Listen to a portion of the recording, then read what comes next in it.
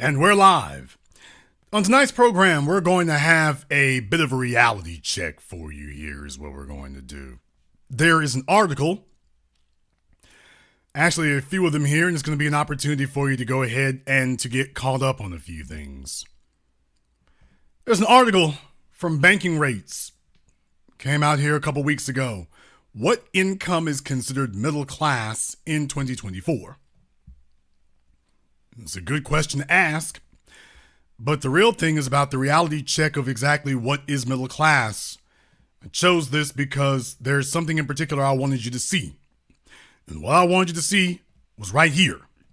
I wanted you to see right here where the writer of the article says, not so very long ago, whether or not you were middle class wasn't much of a debate.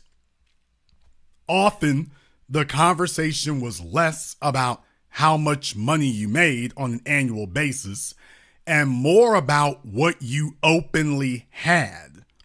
At least one nice car, a manageable mortgage, and a stable job with room to move up. And maybe you could even afford a gardener and someone to clean your pool. Yes, maybe you had a pool.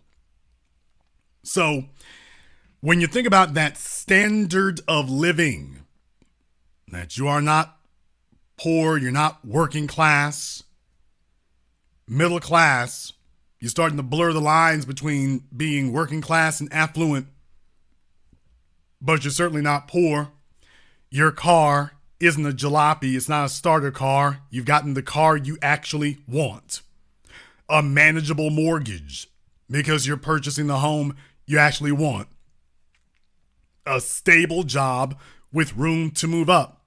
So you've got the career that you actually want. And then you've got disposable income so you can afford luxuries and even some extravagances like a gardener, someone to clean your pool. That's what it used to be. They're going to say here, all that has changed. And then we come down to this next part here. Now, what I want to do, I want to blow this up a little bit more for you here because I want you to see what they were saying here because this is important. The national median salary plays a significant role in determining what income qualifies as middle class. The latest figure available from the Social Security Administration for 2022 shows that the national average wage index is just over $63,795.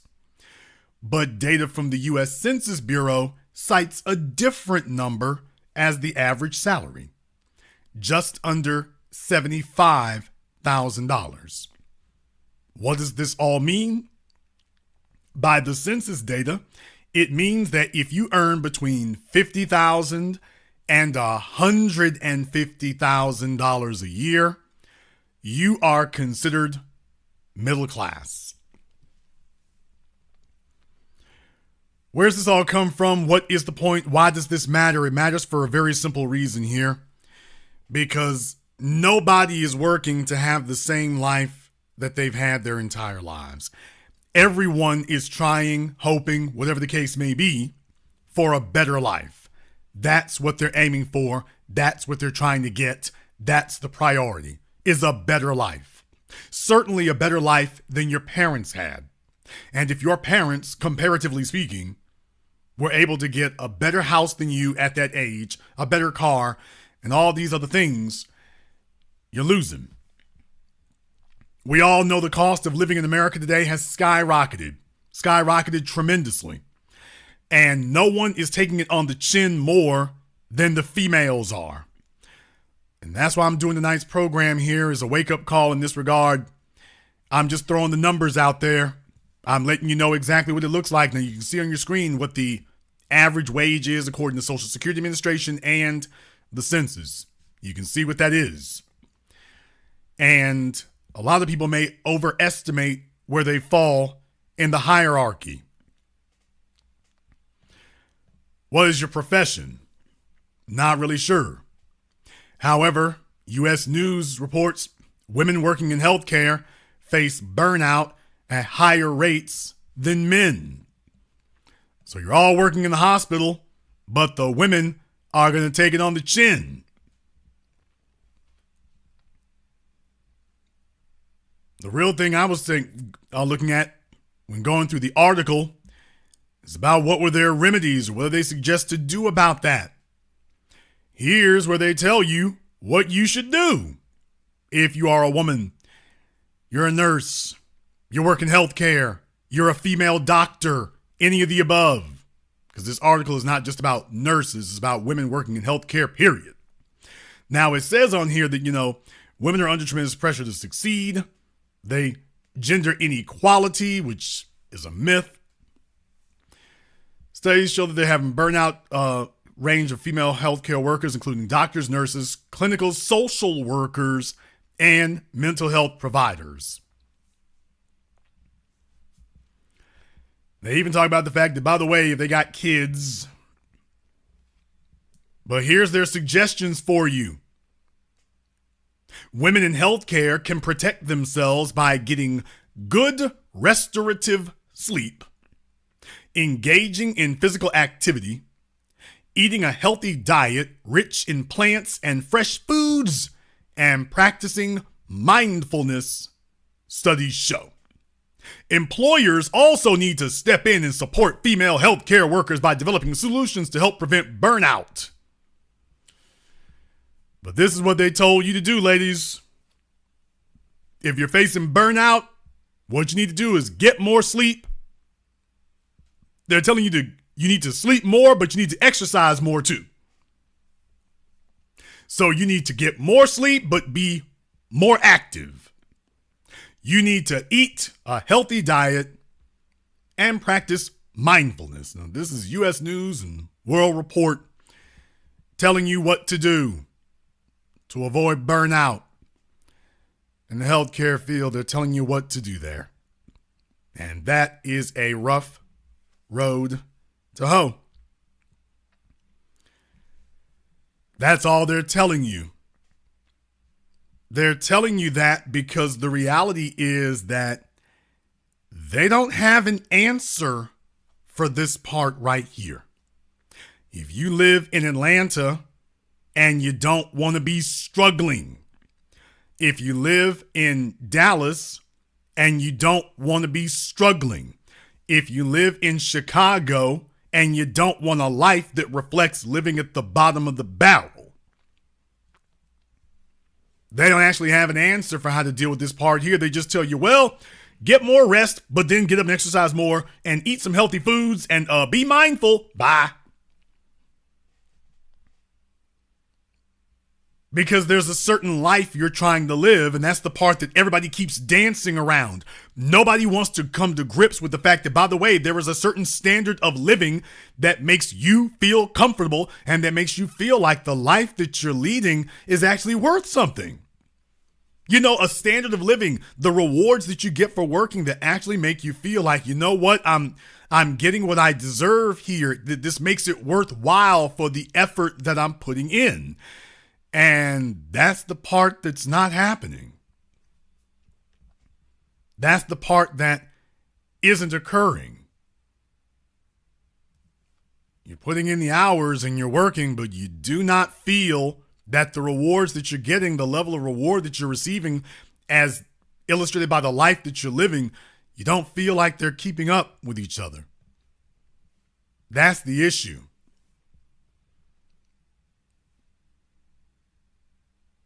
But by the way, matters get worse.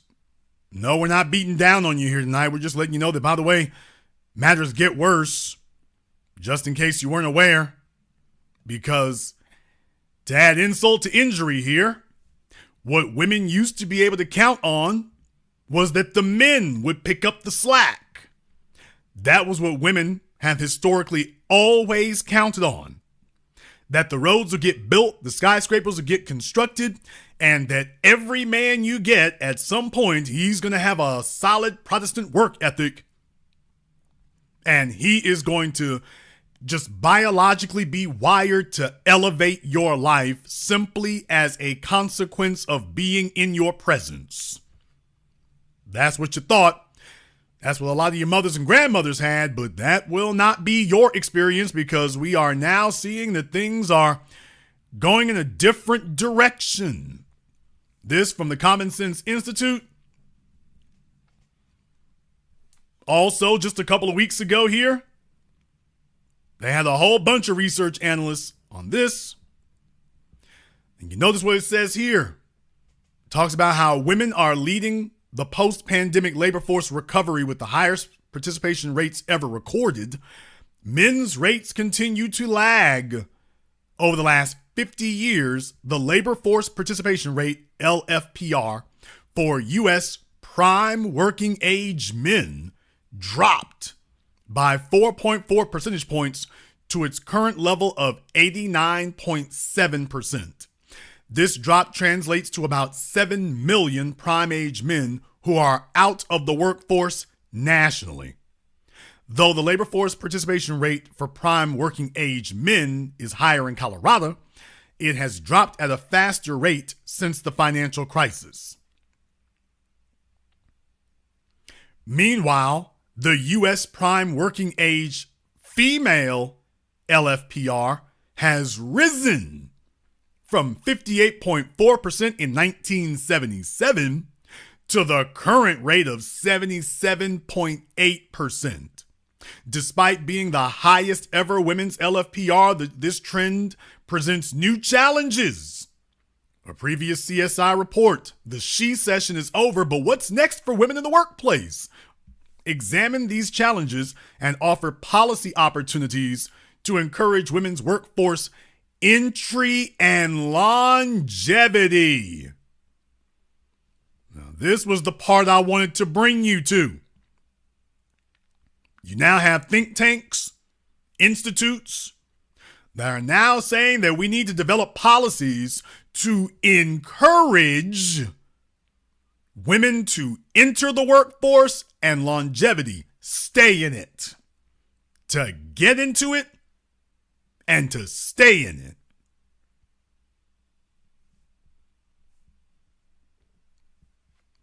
The men that you are interested in today are economically unattractive, economically undesirable. Don't worry.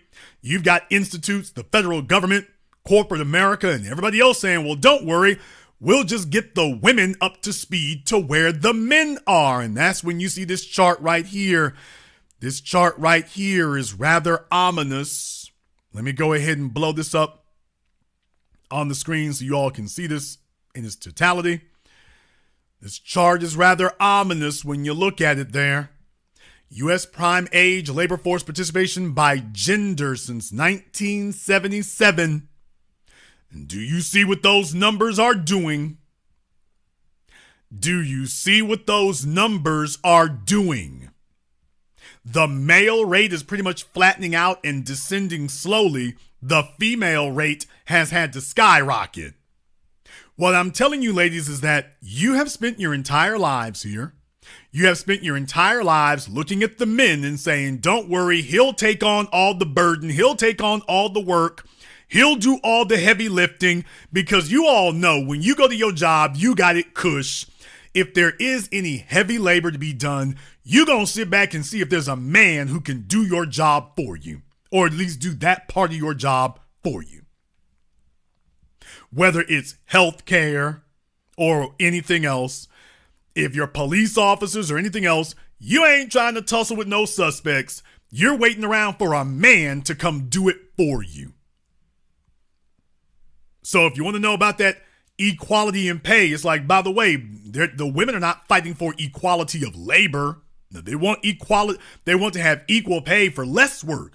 Excuse me, if he's got to pick up that 300-pound woman on that bed, you got to get over there and hump it too. And up until now, you've been able to depend on the men to do a disproportionate amount of work to make your life easier, not just in the workplace, but at home. That's just, quote, the way it's been. That's just been, quote, the way it is.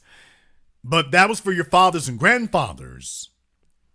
For the children of the bastard baby maker generation, well, these fellas here see things radically different. And they don't see any shame whatsoever in sitting back and letting you do the work.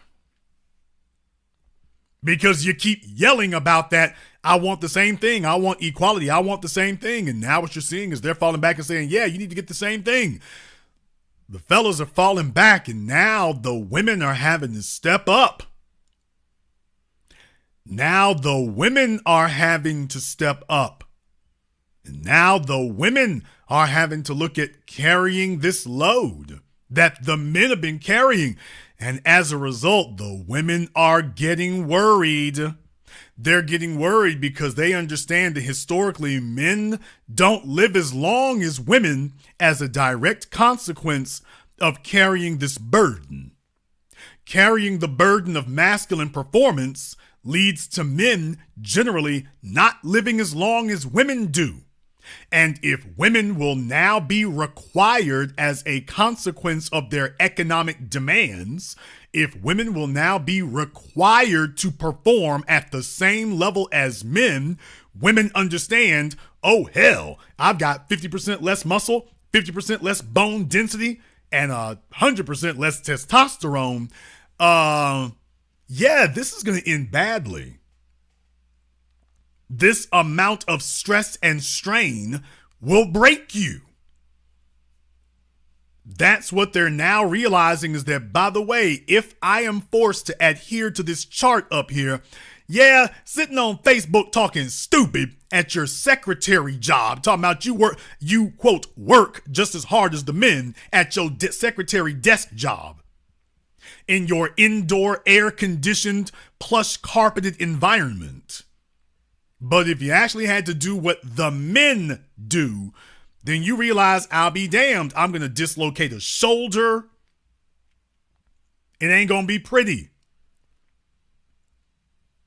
If you actually have to do what the men do, and you take a look at this chart, if you're going to eat, you're going to have to do what the men do. And as the years go on, you see that number just continues to go up.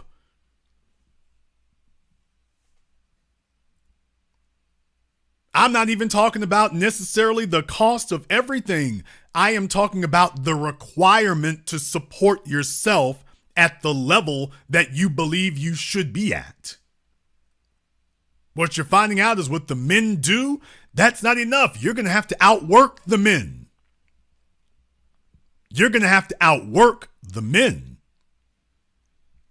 It's real cute to sit up here and mouth off on Facebook or Twitter or someplace where you won't be held accountable to actually back up the garbage you said. But by the way, economically, I just thought you should know, coming into view. Coming into view. Let me go ahead and remind you all right now, when it comes to the healthcare field, for example, folks who don't work there or have never worked in a hospital don't understand.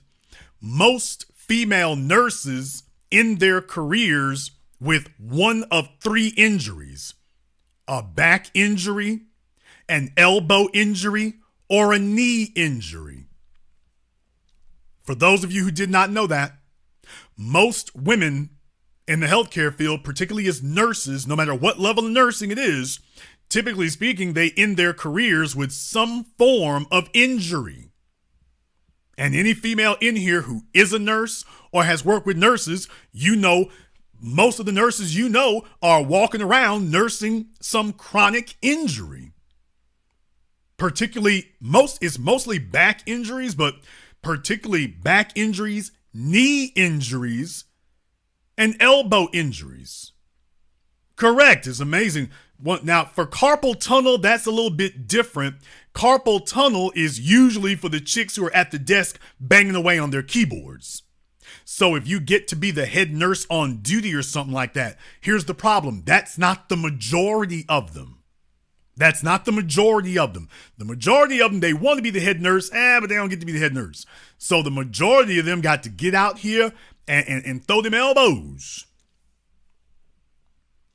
And what they find out is when you were in nursing school, they didn't prepare you for having to do this every day. Or at least if they did, they were assuming that you were going to go to the gym and stay in it. Well, that's what they were assuming, but the buffet calls. The buffet calls.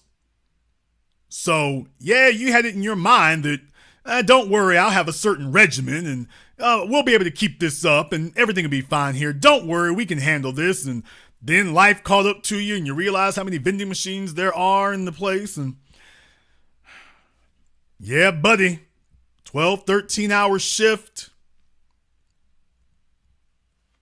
She's going to Chipotle and getting 2 burrito bowls. And then when she comes back to work, it's like, yeah, we ain't got the muscle tone together and you tried to yank up on something and that was the end of that. Now she's nursing a back injury, an elbow injury, a rotator cuff injury, a knee injury, an ACL, an MCL. And this is all so that you can continue to enjoy or have the life you tell yourself that you're supposed to have. Because you don't want to be looking around at a world of nice things that you don't have access to. That's the part that bothers you. The idea that you will be a window shopper, that you can observe the world, but you can't actually touch it. That's the issue. Now, you'll remember that I showed you about these numbers here. I showed you about these numbers. When you go to Don't Quit Your Day Job, they have a chart and a graphic that they put together. They put together showing that men who worked 40 plus hours had a median income of $64,100. Women who worked 40 plus hours had a median income of $52,854. But then you take a look right below that, and these numbers are as of 2022. What were the cutoffs for the top 10%, 5%, and 1% of male and female incomes? According to Don't Quit Your Day Job, as you can see, for the top 10%, for men, it's $159,324. For women, it's $113,000. For the top 5%, take a look at how that number just took off. Take a look at the top 5% and just look at how that number just took off for the men. $219,101. For the women, $151,583. $151,583. Then you take a look at the top 1%. This ain't even funny. It's not even a joke when you get to the top 1%. For the top 1% for men, $500,000. So as I've told you all, I suspected by the time we get to 2024, these are the kind of numbers we were going to see. I'm pretty sure by the time we get to the end of this year, you're going to see a lot more studies confirming that 500,000 number that I've been telling you all about. But in reality, no, I see it going further than that. I've been telling you to watch out for that 500,000 number for a while, but not for the top 1%. Not for the top 1. That is not the number for the top 1%. That top 10% needs to be closer to 200,000. The top 5% needs to be closer to 400 to 500. And the top 1% needs to be closer to 1 million. But don't worry, it'll take them a while before they catch up and realize that's where things really are. But if you take a look and see, for the men being in the top 1%, according to Don't Quit Your Day Job, is $500,000. But for the women, $317,095.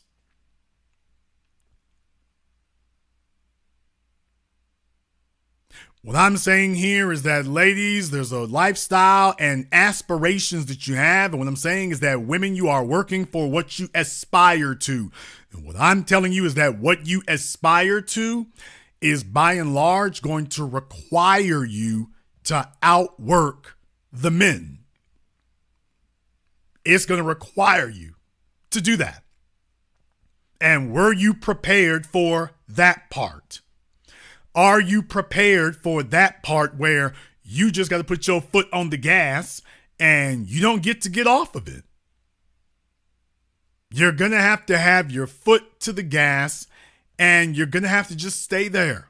This is the new normal. Okay, but you've been telling us you're boss bees and you don't need a man and you're strong and independent. Anything a man can do, you can do. And you don't care if they show up or not. That's what you've been saying online. And that's what you say anytime somebody says something to you. That's what you say on TV. Now the men are saying, okay, well, you know what? That sounds like a good idea. You can take over from here. You can take over from here.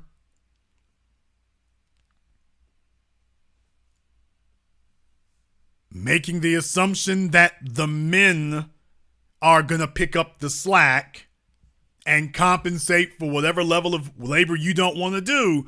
Just understand it's easy for the men to fall back because as men, biologically and socially, we are minimalists. We're minimalists. That's the whole point that I've been trying to make here is that do you understand that you will be working harder and working more? Actually, most of you are already working harder and working more than you ever have. And as a result, you will be getting less than you've ever gotten. Jason, what do I mean by that? We covered this here a couple weeks ago. Valentine's Day. Ladies, Valentine's Day sucks now. And the reason that Valentine's Day sucks is because you having to do your own treating. What these corporations understand is that men are the drivers of the purchases. The women are not the ones doing the actual buying. The women are the ones steering the purchasing, motivating the purchasing. But it is the men who actually have to do the buying. It's the men who have to actually make enough money to purchase these things. The women aren't going to do it unless you make them. And we are now happily, merrily getting to the point where they're like, yeah, let's just make them do it. You all need to do the same work the men are doing. And what I'm saying is, ladies, get ready for more injuries. Get ready for more workplace injuries. Get ready for more stress. Get ready to live a shorter life. Get ready to see your life expectancy fall. Not just one or two of you. Expect now to see your average life expectancy begin to drop. Get ready to start picking up more habits. You thought the antidepressant epidemic was bad? By the way, if you think about that for a few moments there's some eerie parallels. The great author Eric Blair, also known as George Orwell, when he wrote his book 1984, that was one of the things he was talking about, that they talked about in this dystopian fictitious society that now is becoming realistic day by day. People were drinking, they were doing drugs, psychotropic medications. Don't you all understand?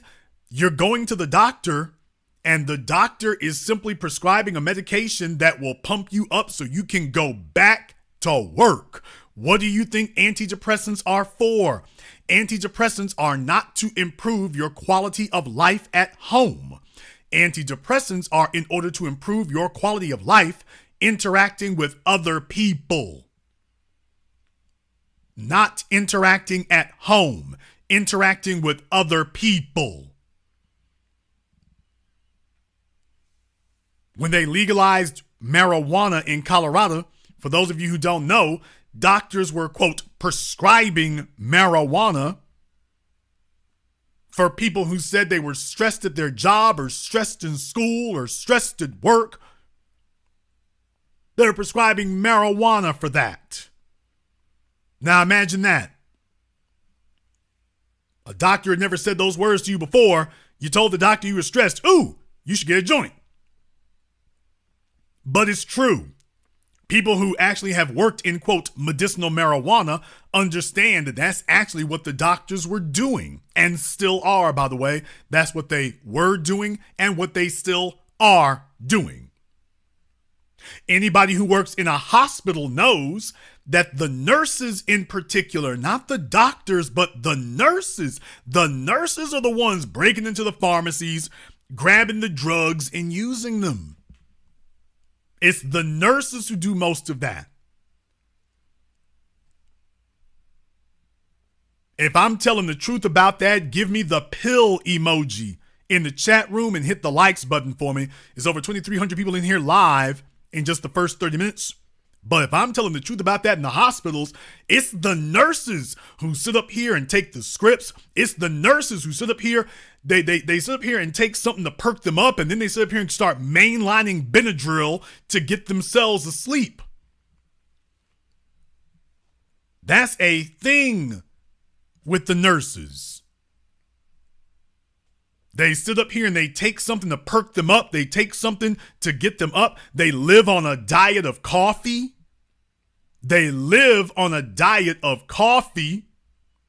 If you've ever worked in a nursing home, if you have anybody who's worked there, all the women come through the front door with their Starbucks or their Dunkin' Donuts or McDonald's or whatever. They got their coffee. They are full-blown addicts. They're full-blown addicts. They can't function without it. So they end up taking something hyped up to death with caffeine so they can perk themselves up, or they'll get something from the pharmacy at the job to help them get to sleep later. And that becomes their life. That becomes their life. And ain't no way out of it.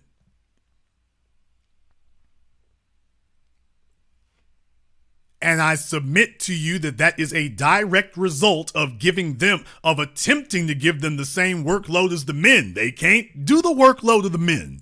Their attempt to do so has got them strung out. It's got them strung out.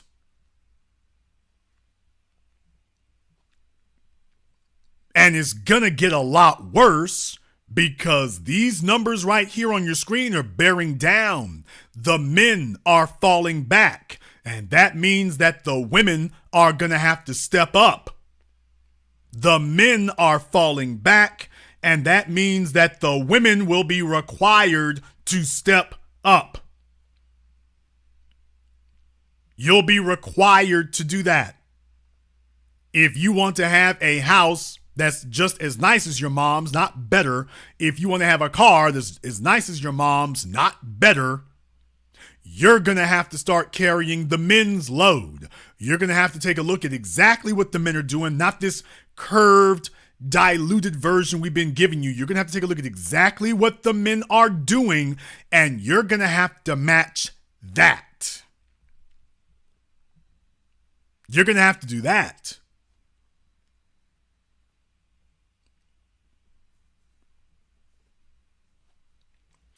In the chat room, E-Class said the women gonna be doing OnlyFans like crazy. Here's the problem. The market is saturated. So there's only a limited number of slots to do that. The rest of these chicks gonna have to work. The rest of them are gonna have to make it do what it do. The rest of them are going to have to outwork the men.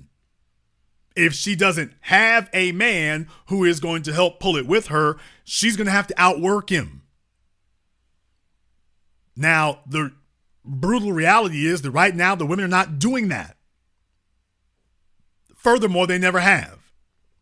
As the workplace has opened new opportunities for them, young females, and we talked about that Pew Research poll, but young females in their early 20s in many cities, not all, but in many cities, they do out-earn their male counterparts of the same age. Problem.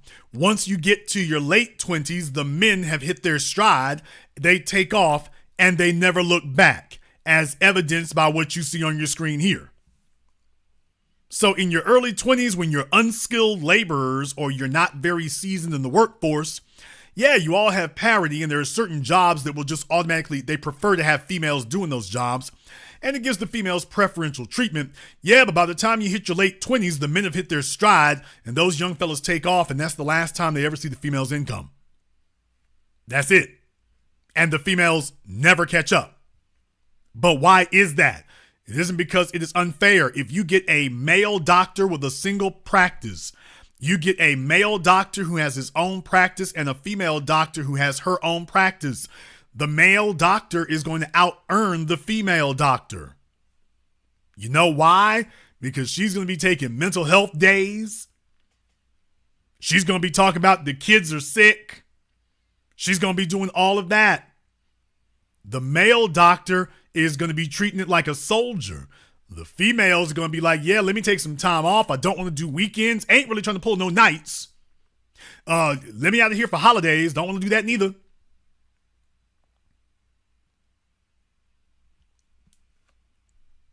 So I want the women to understand that reality is coming like a freight train. And for many of you, it's already here. And what I'm telling you is that going forward, the life that you have aspired to, that middle class, but truthfully, y'all want an upper middle class life. You aspire to that. And I'm letting you know that going forward, yeah, you can have it, but only if you outwork the men. It will no longer be good enough to just get in the same company with the men. You're going to have to outwork us. You're going to have to outwork us. So get ready.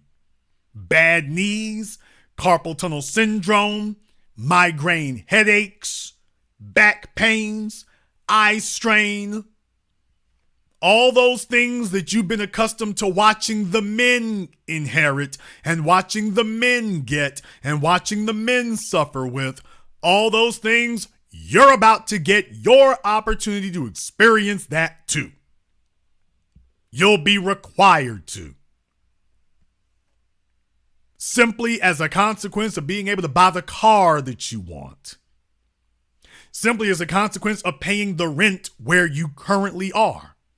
Those of you who live in places like Los Angeles, New York, San Diego, Houston, Atlanta, Miami, DC, Charlotte, Philadelphia, Nashville, Detroit, Chicago, Minneapolis, St. Paul, Boise, Seattle. Those of you who live in those places, you understand that the rent is going up in those places every single year. If you have an apartment, you have a condo or whatever, you ain't got to do nothing. The rent is going up by hundreds of dollars next year, no matter what you do. Simply for you living there. It's going to go up no matter what. So in other words, the money that you're making this year, you better be making more next year because your expenses are going to go up no matter what. So simply for you not to live in a better apartment, not to live in a better townhouse, not to live in a better house, just to stay in the same one you're in now. Just to stay there.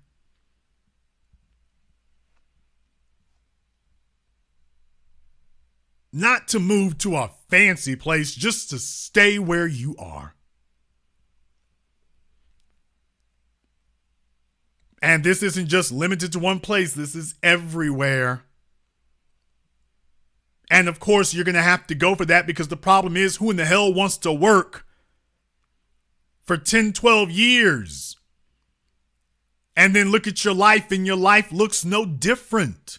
That's demoralizing. That's the part that people don't want to accept and don't want to have to come to grips with.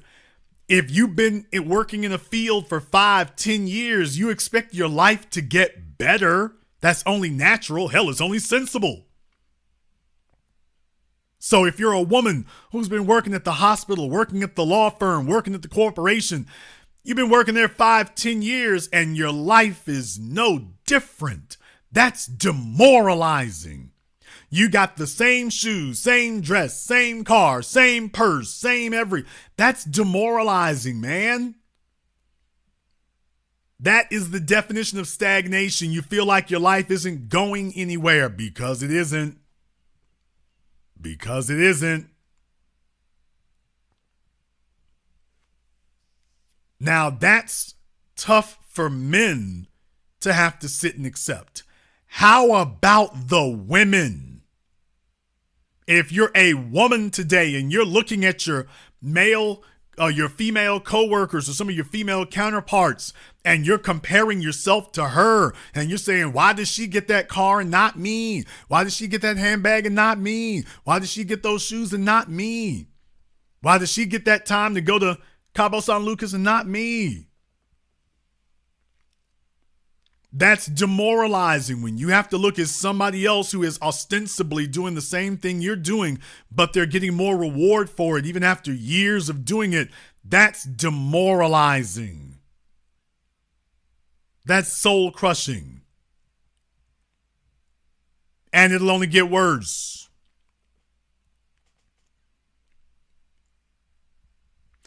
I'm doing this on tonight's program because I want to show you this chart right here on your screen. The women are going to have to outwork the men, but right now the women are already being overworked.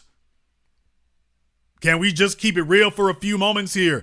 This is the reason why you have so many overweight, cellulite infested females out here today. They can't stop. The majority of their time is spoken for because they've made decisions. You made a choice between whether or not you would be under a man's management or under a corporation's management. You chose to be under a corporation's management, and the corporation is like, we're going to work the dog snot out of you until you drop. That's what we're going to do. You are a useful tool of servitude, and we are going to work the dog crap out of you until you drop, and then we'll just hand your position off to somebody else, somewhere else, and that's what it's going to be. You'll be gone, and unceremoniously so. So the women end up going into survival mode. They talk about time management. I worked in corporate America, and that was a phrase they used to use all the time. Time management. You need proper time management, but you don't actually understand what the phrase time management means. When they use the phrase time management, what they mean is that you need to rearrange your life around your job. That the job needs to be immutable and unmovable, and you need to rearrange whatever your life is. You need to rearrange that. Your life needs to move. The job must remain stagnant. It must remain static. It must remain firm, unmoving. The rest of your life got to move. So from the time you wake up in the morning to what you eat to if you eat, everything in there, you got to make it work. Now, the job doesn't have a prohibition against you putting on 20 pounds a year. So guess what the first casualty becomes? You eat not what is most healthy, but that which is most convenient. You grab what you can get your hands on. And then you have to make whatever other time you have fit the schedule. So a bunch of other things fall by the wayside. A bunch of other things fall by the wayside because they must. So you end up getting to work every day and you have good attendance, and there's a toll that you're going to pay as a result of doing that. And it'll be unavoidable. As women get bigger, they get more masculine because they must. But let me explain to you why that is. As women get larger, they become more masculine because they must. And I'm not just talking about hormonal changes. How women are treated by the society alters. Femininity is something that must be maintained by the male society. It doesn't get maintained by one man. It gets maintained by men as a group and men as a culture. So something as simple as when a woman is going to a store and the men don't hold the door. Something as simple as if there's a product or something on the top shelf at Walmart or Target and the men will not help you to get it. Something as simple as separating the buggies and the shopping carts. I had a gruesome experience with that recently. something as seemingly simple as those things, the more we require you to become the maintainer of the society, the more masculine you will have to become. The bigger you get, the bigger you become, the less masculine assistance you will receive. Thus, you must become the man that you need. You see, when a woman is thin, when a woman is fit, when a woman is svelte, men understand, yeah, she's not going to do the same thing as us, so men volunteer. It is unspoken. You're able to depend on it because it's unspoken. But when you start having the same or greater size than the men, biology takes over. There's no way that a man can see a size 16 chick as dainty. He doesn't see you as in need. Your arms are as big as his. So by definition, you will be required to become more masculine. You'll have to be. You don't get a choice in the matter. The men have abandoned you. Therefore, the only way for you to survive is you're going to have to become one.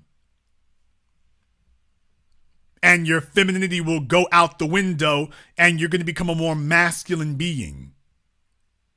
Let me explain to you one more thing here. You understand that as females get larger, what happens? As females get larger, what happens? Their attire starts to change.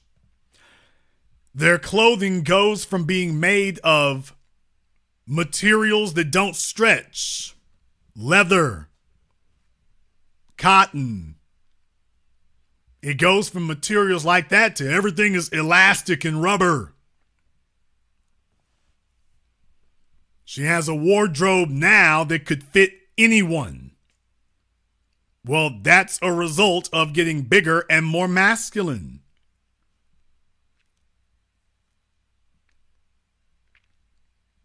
When I talk about that masculine effect, I'm saying, by the way, did you take a look at what you were wearing?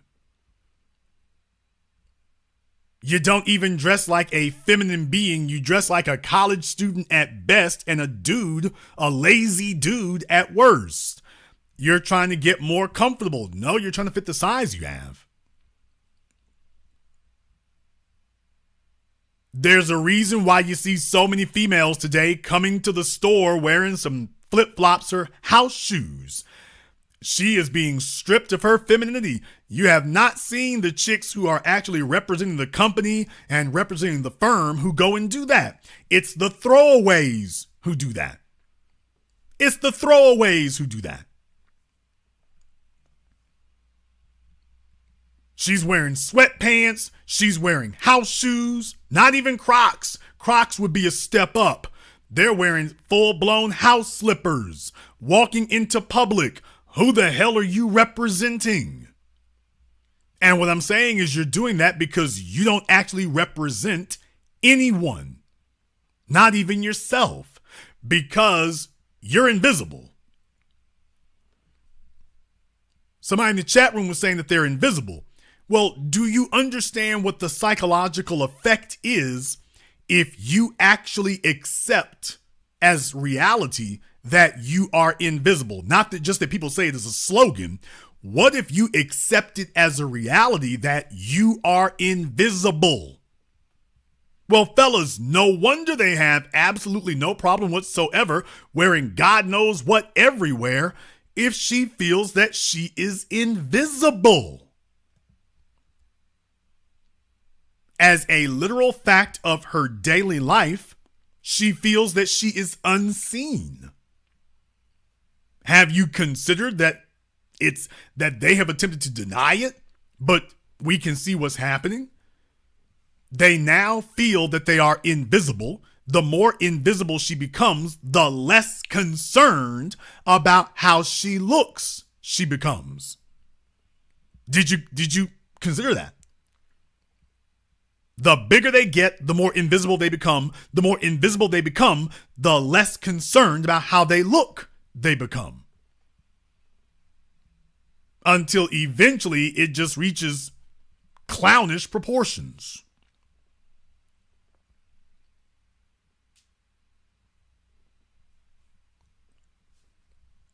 Have you considered that? And what I'm warning you of is the situation is going to deteriorate further. It's going to deteriorate further. Jason, what's the solution? Jason, what's the answer? The answer is what it's always been. A generation of beta males that the bastard baby generation is birthed, gonna have to move aside for a generation of ambitious males. Because you see, only an ambitious male moves in that manner. Only an ambitious male challenges himself. Only an ambitious male looks to see what is the maximum output that he can have, but he cannot do it for you. He has to do it because that's who he is. You're going to have to accept the reality that no matter what occurs, the men are always going to be able to work rings around you. They're going to be able to outwork you up one side and down the other for one reason. I have to remind you all of this again. For one reason, men are willing to die for that car. A man is willing to die to drive that car. He is literally willing to work himself into a heart attack to get that. The women are not. The women will primp and try to look cute with it, but she'll be damned if you're going to sit up here and tell her that you're going to work her until she drops. She ain't going to do that. Ladies, you can't outwork us if we truly wish to put out our maximum output because you aren't willing to die for this. Somebody in the chat room said, die for a car? It's not just a car. That's the problem. That's what you don't understand. That for men, it's not just a car. It is an achievement. It's an accomplishment. It's a milestone that registers to us tangible proof of our achievements and our level of productivity. It ain't just a car. That's why women don't buy more than one car. She buys one car for herself, and that's the last one she gets. A man buys a car for himself, his wife, his side chick, his mama. Women don't do that. Men routinely purchase more than we need. Routinely. Women don't.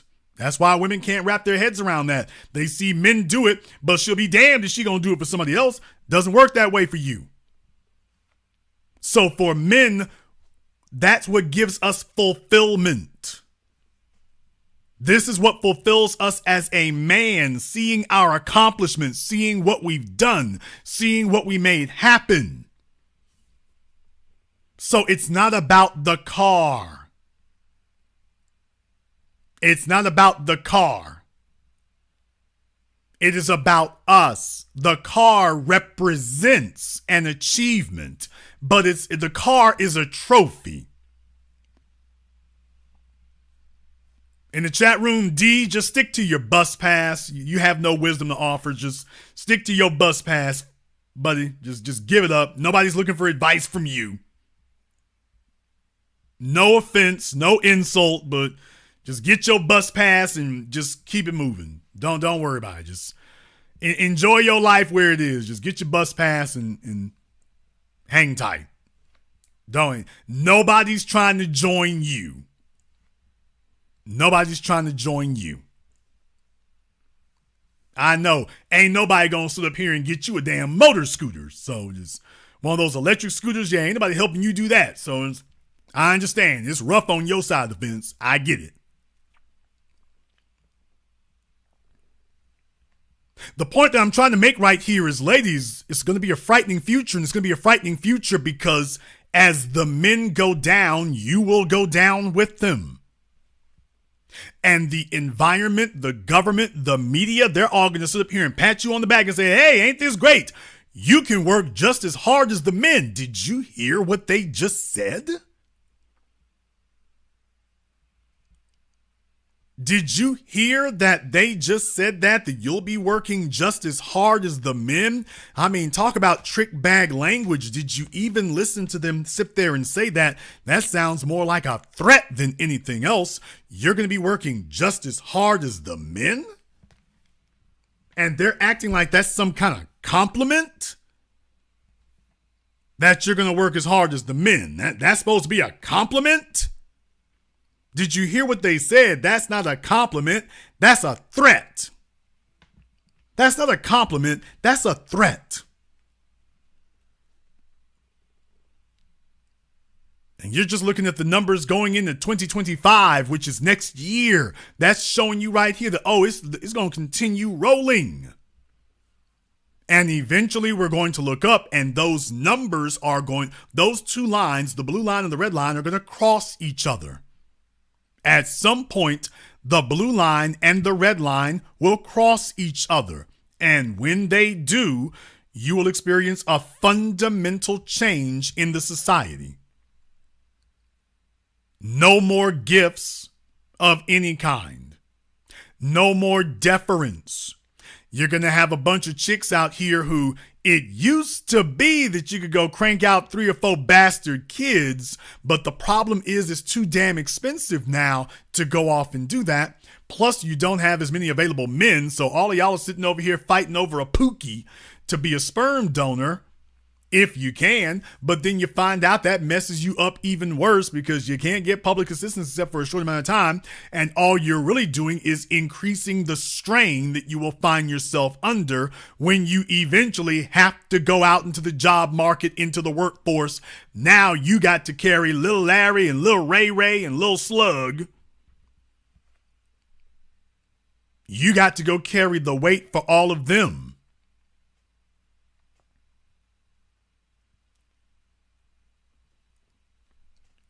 Hortensia, the only way that you work harder than the men around you at your job is if you work at a strip club, baby.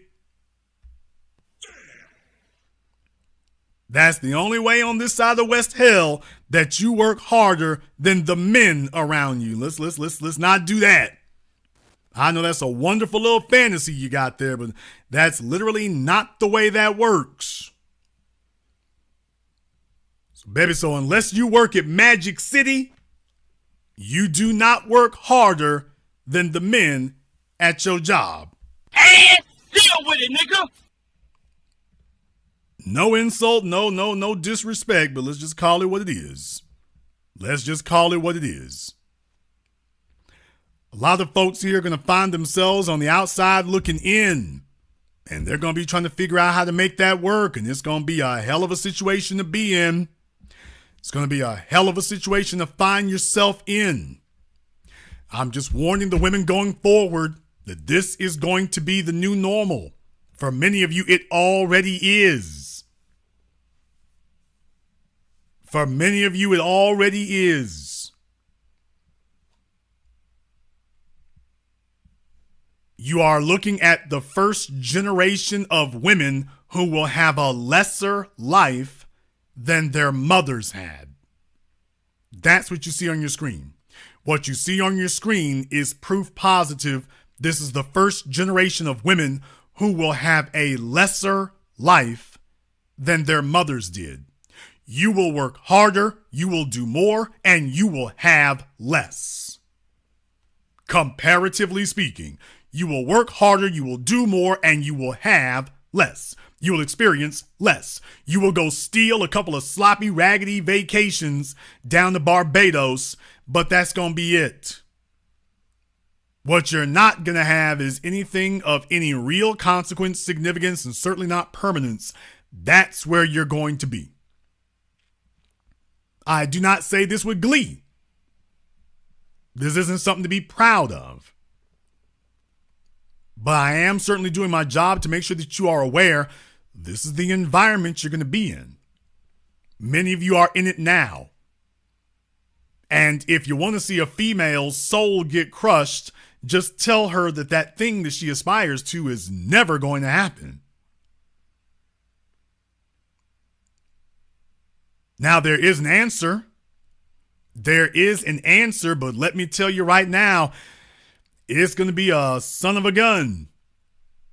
If there's a generation of ambitious men, the real issue right now is that you've raised your sons to be unambitious. You've raised your sons to be mediocre. And that's the problem. A man can't be respected if he's not admired. But he can't be admired if he's just average. That's the thing that you need to accept. No woman wants to be with the average guy because the average guy, by definition, is struggling. You want to be with a special guy. You want to be with an exceptional guy. You want to be with a guy who is outperforming the men around you. You want your man to outperform you, and you also want him to outperform the other men around him. No woman wants to feel like she's got the last of the competitive males. She wants to feel like she's got one of the top ones because that makes the work that she does more fulfilling. A man wants these trophies that represent the culmination of his labor, and a woman wants to be with a man who's winning. She wants to be with a man who's winning.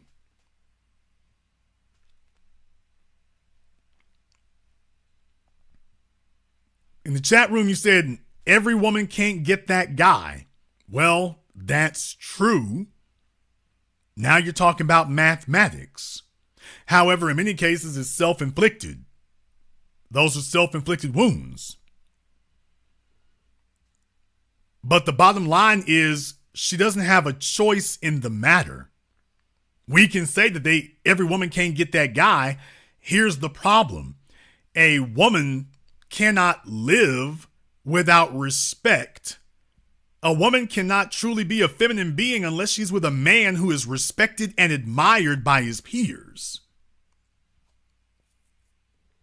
A woman cannot be a fully feminine being with a man that she knows is not respected and admired by the other men around him.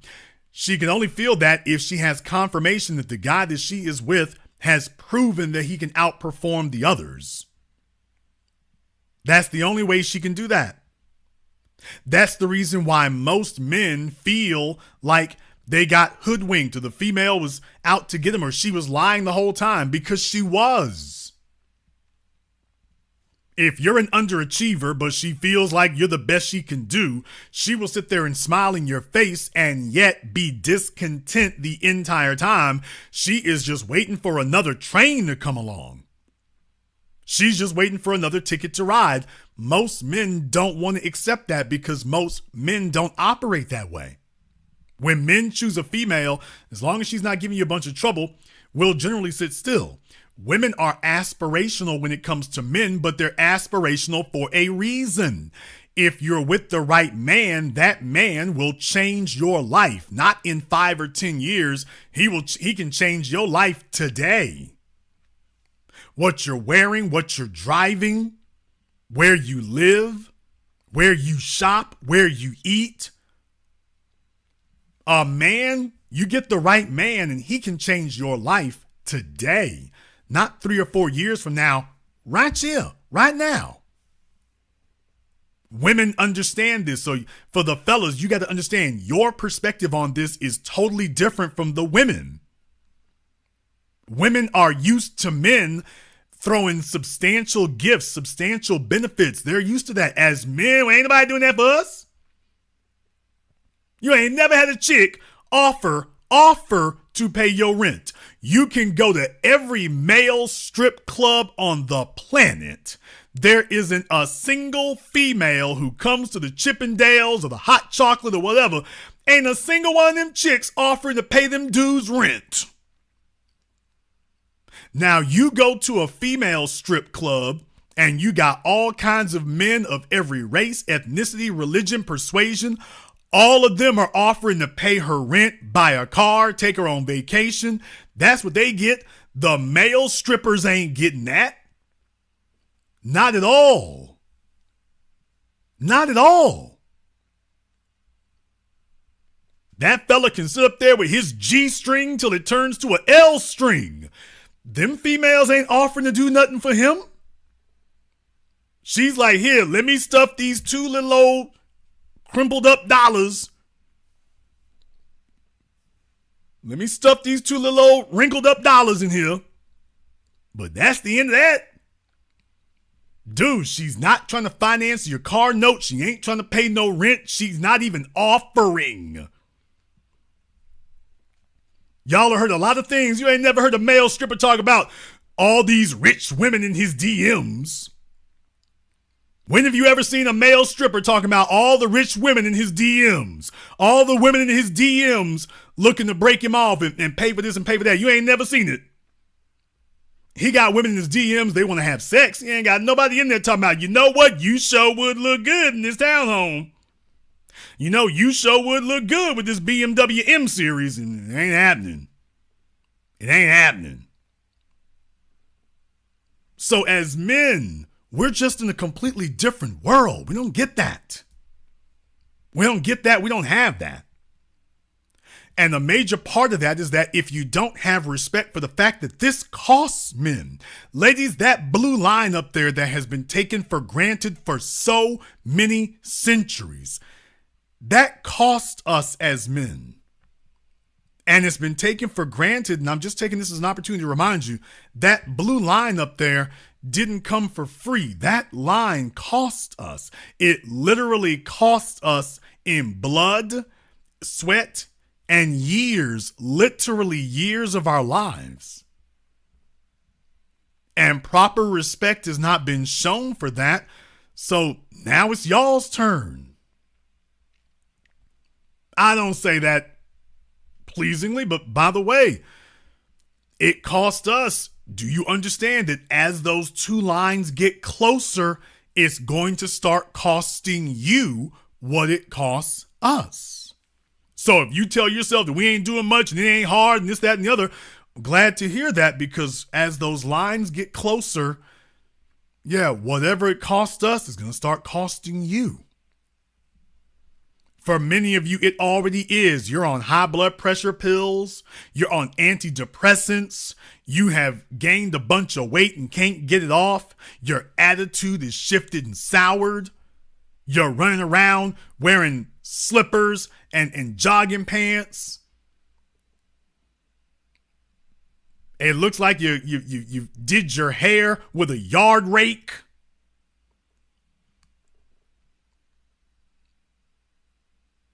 Psychologically, you feel abandoned. Emotionally, you feel abandoned. And that's because you are now being required to outwork the men. That's what happens when you're left at the mercy of an unmotivated male workforce. The males are like, you know what? You carry this or don't. We're cool either way. Carry this or don't. The fellas are not having kids like they used to, so you can't even really trap a nigga no more. It used to be you could find some dude out there, you get pregnant by him, and now you done trapped him. You can't even grab them like you used to.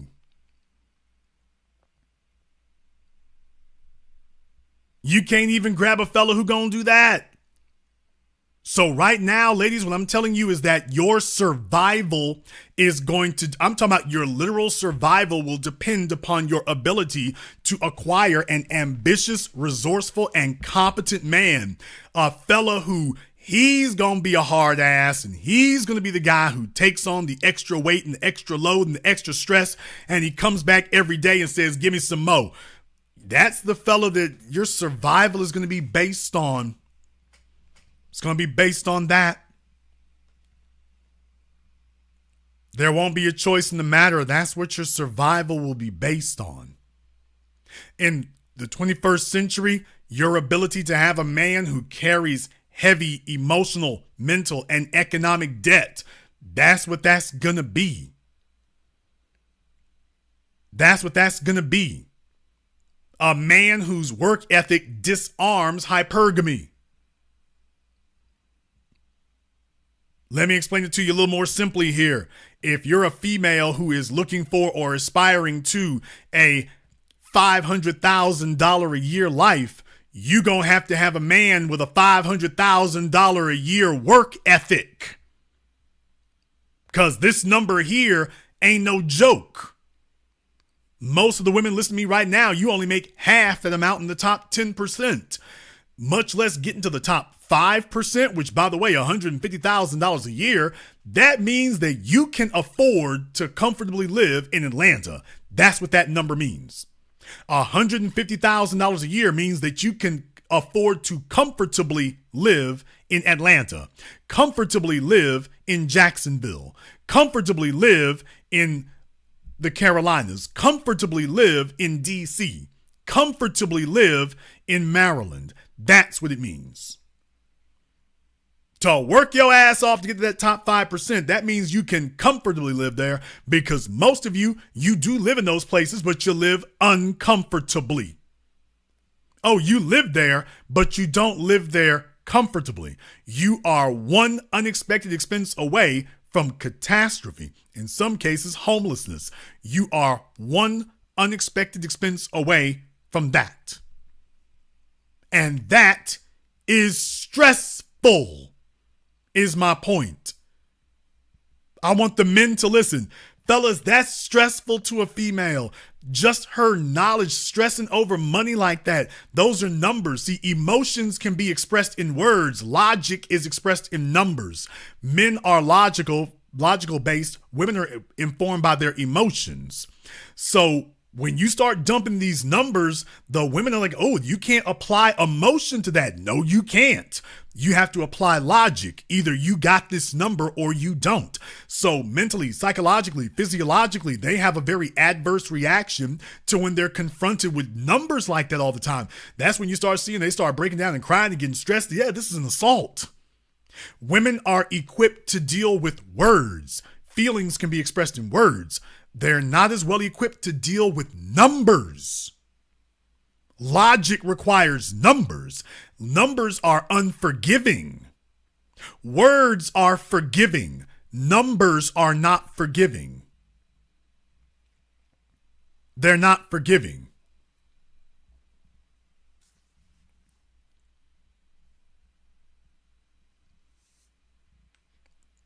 Just understand what you're looking at there.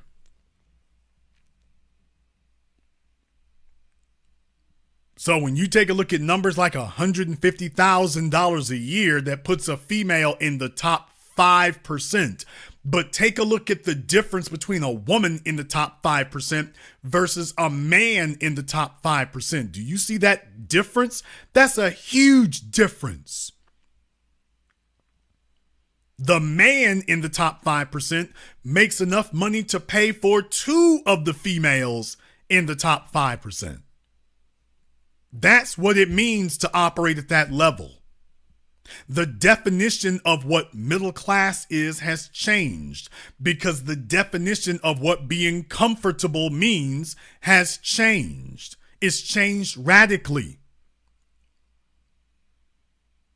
The article I was reading at the beginning of the program there, being middle class was being able to comfortably afford a mortgage. Today, that mortgage is a son of a gun, but it also means being able to comfortably afford a vacation. It means that too. And everybody wants to have their passport, so the very definition of what a vacation is and what the expectations of a vacation are now is radically different from what it was for your parents. For you to even feel like you've been on vacation enough to be separated from the job psychologically, that definition is radically different from what it was for your parents. Radically different. And then that number keeps going up every year, by the way. That number keeps going up. Do you understand that? The environment is not getting less competitive. The environment is getting more competitive.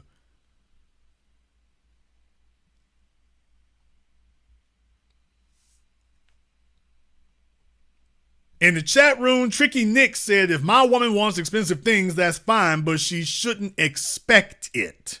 and I shouldn't be thrown away for lack of ambition because I can't afford it yet. Let me explain something to the fellas here. Fellas, that little bit of psychological shell game ain't gonna fly. That ain't gonna make it. You can say those words if you want to. Go ahead and say those words. I'm just letting you know, that ain't gonna fly. That's not going to fly. Begging for mercy doesn't make a more attractive man. I want you to understand what you're saying. You can be honest about that's what you feel, but the point is that's to the female psyche and to men. That's begging for mercy. Let me explain to you why. Because as men, we're supposed to have answers. As men, we're supposed to have answers.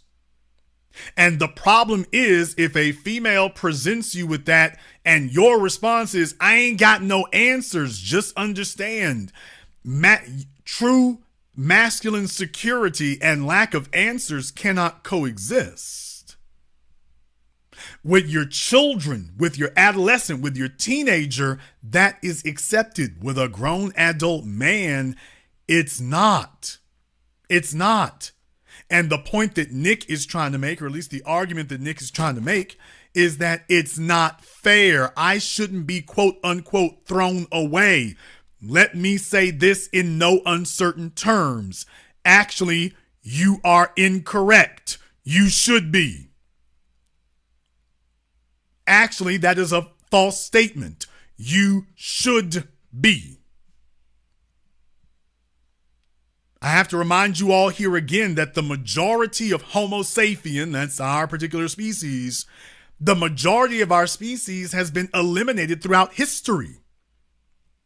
And I don't mean from old age.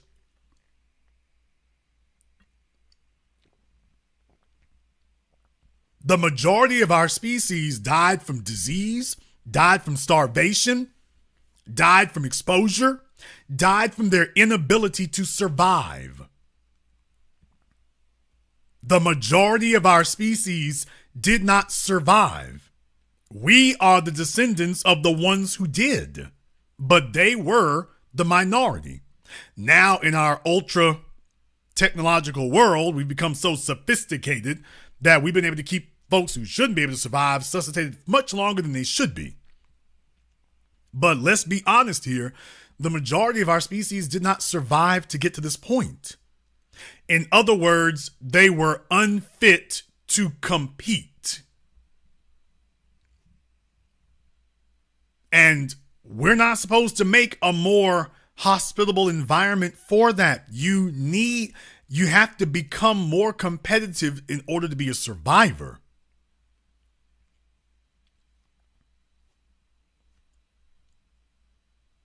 You have to become more competitive. This is the burden that falls on men.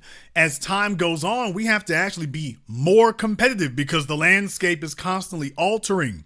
As a result, that is the standard that women and other men, nobody likes to talk about that one, other men and children use. Children can't look up to a father who's not competitive. That's the bottom line. A man who is not competitive immediately loses the respect of his sons. A man who is not competitive will immediately find himself losing the respect of his sons. Many of you were raised by men that you do not respect, not because he was a lawbreaker, not because he was necessarily dumb, but you don't respect him because you're the same man you were when I was a kid. You never elevated. You never made things better. You didn't demonstrate competence. You were uncompetitive. And I met a bunch of people who were more competitive than you. Of all the things you taught me, you didn't teach me how to become a more competitive man. And now I've just been dropped off in an ultra competitive world that you failed to prepare me for. No male can respect a man who fails to be able to teach him how to compete. So yes, it will always be a requirement of the females. It will always be a requirement to do that. Always. Furthermore, it should be. It should be. It shouldn't be easy. Let me tell you something here. Men don't thrive unless we are able to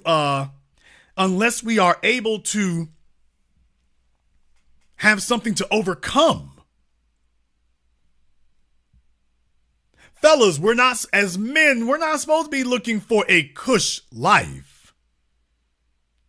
As men, what makes us better is having an obstacle in our way that we overcome, having a challenge that's been put in front of us that we're able to overcome. That's what makes us better men. Within the last century and a half, you didn't have a 5-minute mile. First, they said you couldn't do it in 10 minutes, and they said you couldn't do it in 5 minutes, and they said you couldn't do it in 3 minutes. What's made us the best generation of species of males yet is obstacles were put in our way, and we determined a means to overcome them. Stop telling yourself that life needs to be easier. An easy, soft, cush life makes weak males. You do not have strong, competent males raised in a weak, cushioned environment. You don't get that. You need challenges. Yes, you need a female who challenges you, not a female who challenges your authority, but you need a female who challenges you to overcome the obstacles in your way. That's when you have a female who says, I believe in you. When she says that, that shouldn't mean, I believe, let me pat you on the back and comfort you. It is, I believe in your ability to pick up your sword and your shield and start swinging and overcome whatever this is. I believe in you to do that. That's a woman who is challenging you. She's not telling you to back down from this fight. She's telling you that she expects you to win. What fellas don't understand is that a woman can't teach you to be a man. She can see that the dragon needs to be slain, and she knows that you have the bone density and the muscle supposed to be able to do it, but she can't get over that hurdle for you. She can simply tell you it needs to be done. Then it's up to you to get it done. That's the difference. A woman's job is to challenge you. When you stop believing in yourself, she challenges you to get back in there and start believing in yourself again. She reminds you of where you've been. She reminds you of what you've overcome, but she does not let you off the hook. That's a woman challenging you. Yeah, she can pat you on the back for just a moment, but she knows not to do that very long because that will soften you and coddle you. And she needs you to be a lion, not a lamb. So a woman needs to be able to challenge a man, not to challenge his authority, but to recognize that she's here to see to it that he becomes a better person. And he only becomes a better person by facing his fears, standing up to the obstacles in front of him and overcoming them. That she believes you're going to do that. Even if she doesn't know how you're going to do it. Now, here's where most men fail and where they lose the respect of the women around them. I've taught you all about entrepreneurship now. For those of you who followed me on the internet for over 15 years, what have I always told you business ownership is? Business ownership is the art of solving problems. And you know if you have a man who's solving problems because as time goes on, you see that the situation changes. You see that his situation improves. You see that what he has, what he does, the people he associates with, his connections, everything is on the incline. That's when you know you got the right one. Well, guess what, fellas? There is a time clock running. There is a stopwatch running. You call it hypergamy, but it's really a socioeconomic stopwatch. If you're a man succeeding, then you're going to beat the clock. But if you're a man who's not, just understand this is not about fairness. This is about performance. This is not about fairness. This is about performance. I will tell you one other thing that makes the guys really resentful. No man likes to have a deficient female making quote unquote demands of him.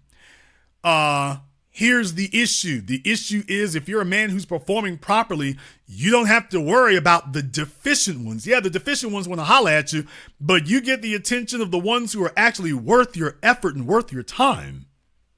The ones that actually motivate you, that actually present a significant enough reward for you. That's the difference. But an uncompetitive male is going to find himself saddled and burdened by an uncompetitive female. So no wonder you don't want to hear any demands from her. No wonder you don't want to hear any nagging. No wonder her challenging you to rise to the occasion, you just see it as nagging because you're like, hell, she's not a good enough reward for all this effort you would have to put in. That's the part that bothers you. You've looked at her, you're like, you ain't that fly. I'm doing enough right now. That's the reason why those demands bother you. And what I'm saying is that if you have options, it goes a different way. Have you measured it? Have you looked at it? Have you counted it? Have you looked to see whether or not the man that you have next to you, ladies, is actually able to do that? Men are not born with an ambition gene. Ambition is something that we have to develop and cultivate. We're not born with it. Overcoming obstacles is difficult. Overcoming obstacles is uncomfortable. Overcoming obstacles is painful. That's why most males can't do it anymore. They've been softened. They've been coddled. They can't stand the thought of suffering, stress, or discomfort. And thus, they're not able to accomplish anything of any significance. I've spent my life looking into those things. I spent the better part of the last quarter of a century investigating that. So I know that of which I speak. As a matter of fact, in case anybody was wondering about that, I got proof positive. We've grown up in a sea of white supremacy. I think that what slavery did for us is it created this sense that the white man's ice is colder and that we want to have a seat at that table and not a seat at our own table. At LSU, we never had a conversation about the business of sports, about the money that's made. They don't want to have that conversation because you have that conversation, that's what creates movements. Most people are miserable. They're depressed. They hate their life. Why do people hate their life? Because they're doing things they hate. Because they feel like they're scared they can't pay a bill. George Soros probably said it the best, and he said that when he was broke, nobody listened to him, but when he broke the banks over in Europe, he was able to start talking to the heads of state. Are you listening? Is this thing on? Let me tell you about the record industry. You walk into a major company, they got some of the prettiest women. You want some Perrier, you want some water. What do you need? Once they got you, it's just like that. What have you done for me lately? A lot of those athletes in college, 99% of them will not make it to that high level NBA, WNBA, NFL. If an artist is not a puppet, he's not going to be pulled to the top. It's the bottom line. Friends is friends and business is business. Never intertwining.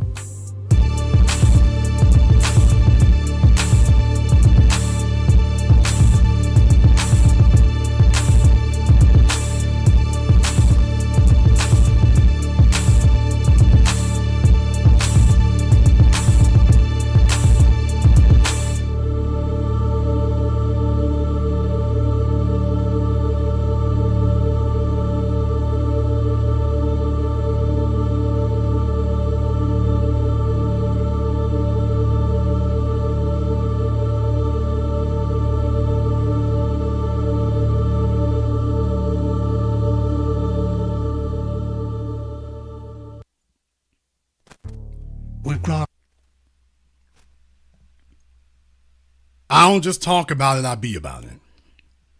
So if you want to know what I've been doing, and if you want to know what I've been up to, that just gives you some idea what I've been up to myself. I'm not just telling you what somebody else told me. You want to know about my associations? You want to know about changes? You want to know about evolution? You want somebody who brings you proof? You want someone who brings you proof of it? Yeah, that's what we do. There's proof for you that these are not just things I say. You see my networking game, my association game, my elevation game, you can see where it's progressively getting better. I'm not saying anything to you that I myself don't live. I'm not saying anything to you. I'm not suggesting anything to you. I am not advising you to do anything that I myself do not do and continue to do. I continue to do it. I didn't just do it once. I continue to do it. Because I don't argue over how competitive the landscape is. I just accept that it's competitive. I accept that that's what it is, and then I get to work on doing what the only thing I can control, which is what I do. And what I'm able to do is what the only thing I actually have control over. I don't complain about the landscape as much as I do work on it. That's something you actually can control. And that's the kind of thing that gets you respected. I didn't say it was easy, but that's the reason that you get respected for it, is because you're doing something that isn't easy. If it was easy, everybody would be able to do it, but they're not. They're not able to do that because it's hard. But I'll also give you another reason here. The reason why it is so hard for most people, and the reason why it is so difficult for most men, is because for most men, they don't actually have any idea of what their purpose is. Therein lies the real problem. They don't actually know what their purpose is, and without that, it doesn't work. Without a purpose, it doesn't work. A lot of fellas are going to sit here and they're going to flail around because without the work ethic, it can't happen.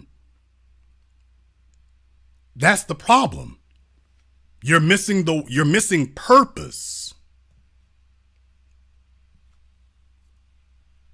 And your purpose is not a female.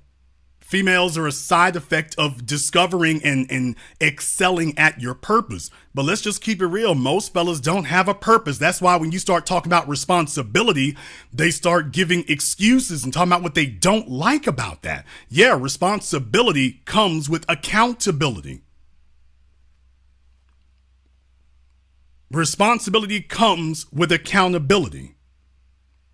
Accountability is what gets you respected. When people see, okay, everybody else is running from responsibility, you're the person who's standing for it. When you're the person who says, you know what? Yeah, I'll be accountable for the results that I get or the results that I don't get. Yeah, that can be heavy, but it's necessary. That can be heavy, but it's necessary. People are always watching. They're watching what you do. They're watching how you respond. They're watching how you respond to challenges. They're watching how you respond to difficulty, how you respond to obstacles. They're watching that. They're watching that.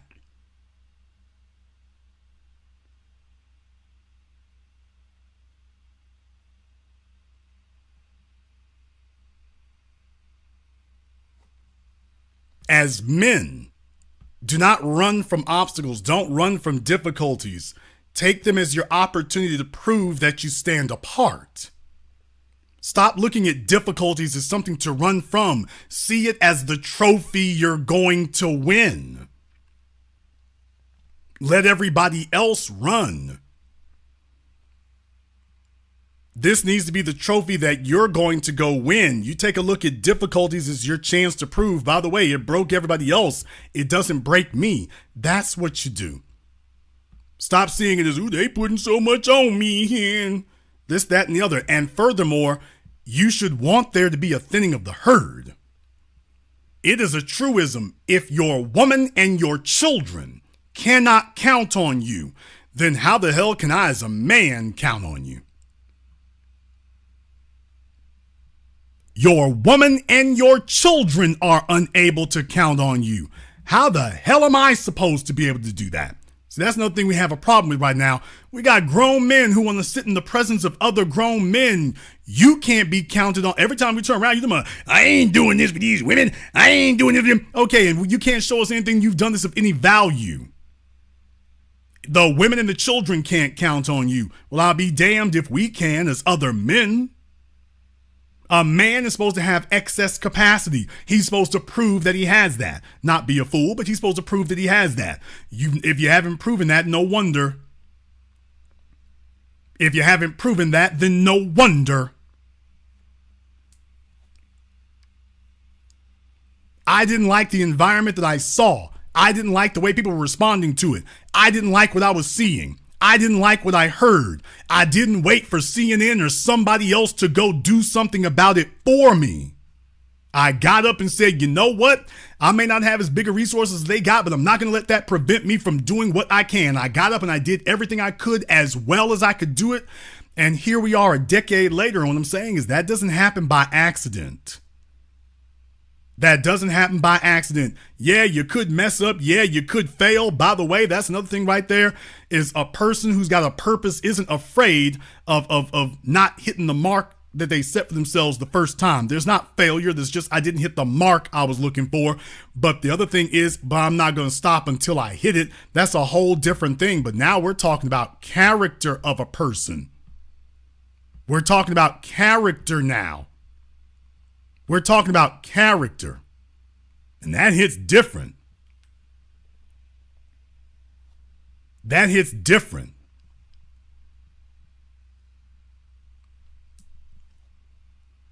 The women aren't stuck in a situation right now where they have to outwork the men because the men have said, well, you know what? What do I really need to do that for? What do I really need to do that for?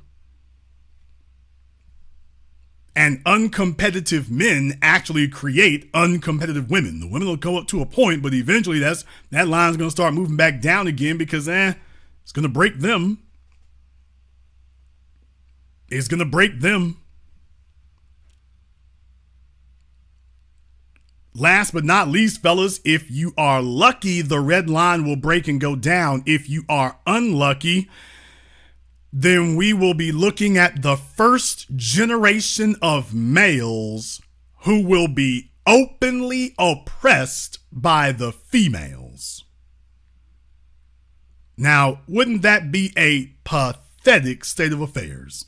The first generation of males who will be openly oppressed by the females. If the females do succeed in outworking you and outmanning you, then guess what? The females get to wear the slacks and the men will be the ones running around wearing the dresses. What?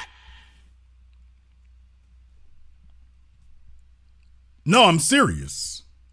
If the women actually do succeed in outworking us, then guess what? They're going to be like, hell, you know what? Let me wear them pants. And you wear these panties here. That's exactly the situation you'll be looking at. Sounds nightmarish, and it is. It sounds fanciful. Sounds like complete science fiction.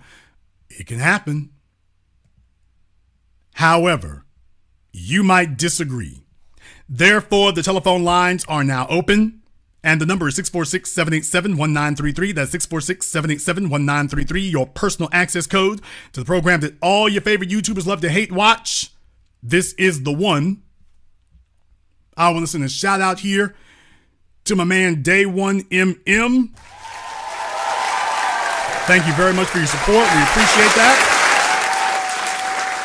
Charles Bannerman, Lucifer Ratzinger, St. Germain, my dude Stefan Coachman, Larry's Anything LLC, and everyone else here who has contributed to support a nice program on PayPal, Venmo, super chat. Thank you very much for your support. Danielle is taking her time off from building here to join us tonight, so thank you very much as well. We appreciate that. Young investor, he's been studying under me for a while. He's taken the lessons to heart. I never told him it was going to be easy. It's not supposed to be easy. You're doing something great, not something easy. You want easy, go back across the street. You want great, that's over here. But ladies, you don't feel like women when you don't have a man who's great. You don't feel great getting pats on the back from other chicks. Y'all are too catty for that.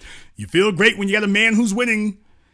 Right now, the men are saying, you know what? We want to see a generation of women who are winning. Okay, and it's going to be a big pair of shoes to fill. A big, uncomfortable pair of shoes to fill. I don't know. You might want to think it over before you come on this side of the fence. Let me get caller from area code 812. You're on live with The Business. What's your name? Where you calling from? Hey, good evening, Big Brother Jason. This is Brother Elijah calling out of Georgetown, Guyana. All right, Brother Elijah, still over there in Guyana. I was waiting for you to say, this is Brother Elijah calling from San Francisco. I'm like, okay, nigga, you lying now. You ain't globetrotting like that. No. No, Big Brother. No, Big Brother. I have a question for you. Just two quick questions. The first one is pertaining to tonight's broadcast. Excellent broadcast, as usual. I got a question. You've been at the game for a long time. And with these disturbing numbers that's rising up on us, do you predict that eventually the women are gonna swallow their ego and finally tap out somewhere down the road? Well, I mean, they're tapping out now, but just understand a woman biologically she will tolerate a man who is weaker than she is, but she cannot submit to him. That's where the problem comes from. This idea that you can be a man who is weaker than she is, socioeconomically, physically, socially, mentally, that you can be weaker than her and yet she will submit to you.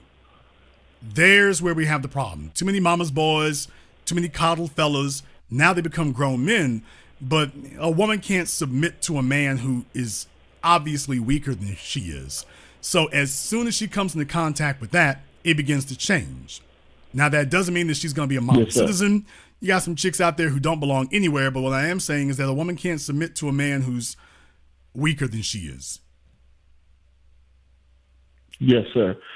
I got a question. I saw the debut of the trailer last night because I was part of the audience.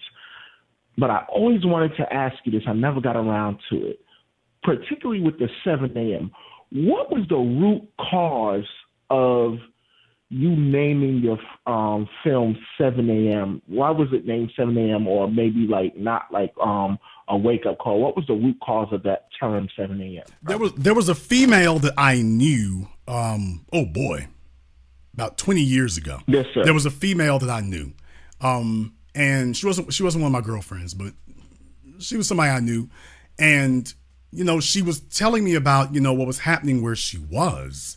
And she had said that, she was talking about how, she saw like the illegal aliens going to the bus stops and stuff. And she said, you will see them out there every morning at 7 a.m.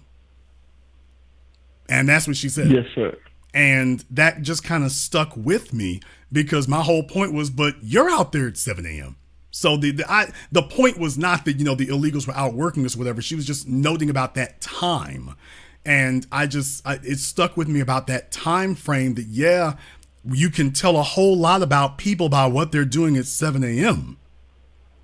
When you take a look at what's happening at 7 a.m., I just found that was because I'm like, if you're not running around at 7 a.m., then you weren't running around at 5 a.m. either.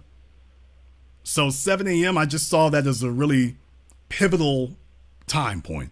That's what I saw it as. So that's where the title of 7 a.m. came from. Thank you, big brother. Excellent broadcast, and $1 to you and the B1 family always. Peace. Thank you very much for giving us a call here tonight because this is The Biz.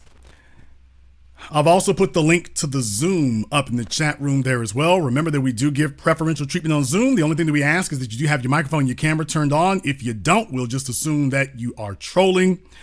Let me go ahead and get over here on Zoom. I got my man Prince over here on Zoom. Okay, hold on. I got you on two things. Okay, Prince is sitting here with this newfangled technology. On Zoom, I got my man Prince.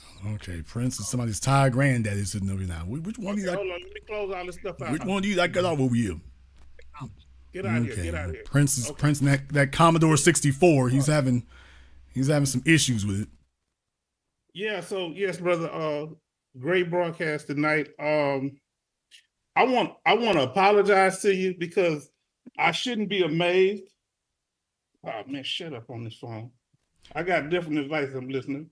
Prince, if you don't get it together. I got it together now, brother. I apologize. You know, this technology get me sometime.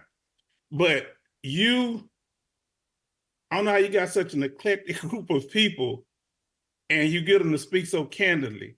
So I shouldn't be apologizing. I shouldn't be surprised by that because of your ability.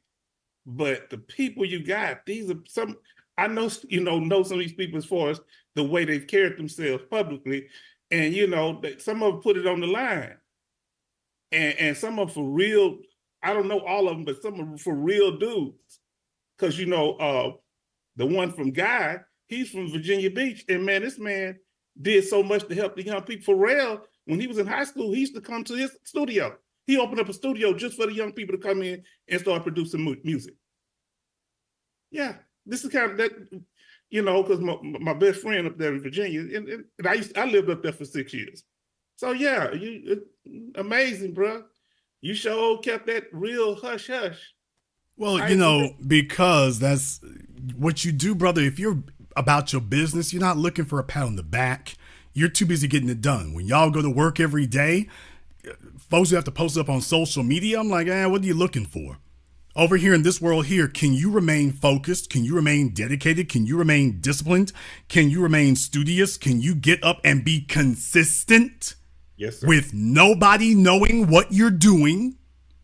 Can you put in the same level of work and intensity and reliability without anybody patting you on the back? And then you should tell them, when are we going to find out about your new project? When it's done? When are you going to say something about it? When I have something to show you. Well, have you been doing something? Yes, I've been working on it. Well, show us what you're working on. I'll show you what I'm working on when I'm done with it. Can you do that? So if you can, it's my opinion based on my experience. If you can do that, then you're going to be a person who's a lot better at getting things done because you don't need constant reinforcement. Yes, sir. But also you're going to be more disciplined because you're holding yourself to that standard. The reason that most people, even if you made them business owners, could never make it is because they don't have the discipline to keep cracking the whip on themselves, to deny themselves, to deprive themselves. Brother, I could have put out footage of Jadakiss, 3 months ago. And just wowed every damn body. Well, I could have done that, yeah, but it wasn't done yet. It wasn't done yet. So if you're looking to get some quick little attention, I think you talk about delayed gratification. You talk about waiting until something is done. Talk about waiting for an investment to mature. You wait till everything's together. Now, here's another thing for you here. I'll say this tonight. Y'all haven't even seen everybody who's in the film yet. Those were just the 8 that I chose. Those were just the 8 that I picked. You haven't seen everybody who's actually in the film yet. That's the first thing. And you haven't even seen the best footage yet. Not even the best teaser footage yet. You will be seeing that. But yeah, brother, when you're working on something, you don't, what Master P tell y'all, but dude, don't talk about it, be about it. Don't say nothing to nobody. Just get about the business. That's what we do from the boot. I just appreciate the quality of work that you put out, man. And I really, I just sit back and I say, what is this? Earlier, I saw it and I was just very impressed and I really have a lot of respect. Brother, I got a question for you. You were talking about the cars. Got a few things about it. The cars, dealing with women only buying one car for themselves, not for their family.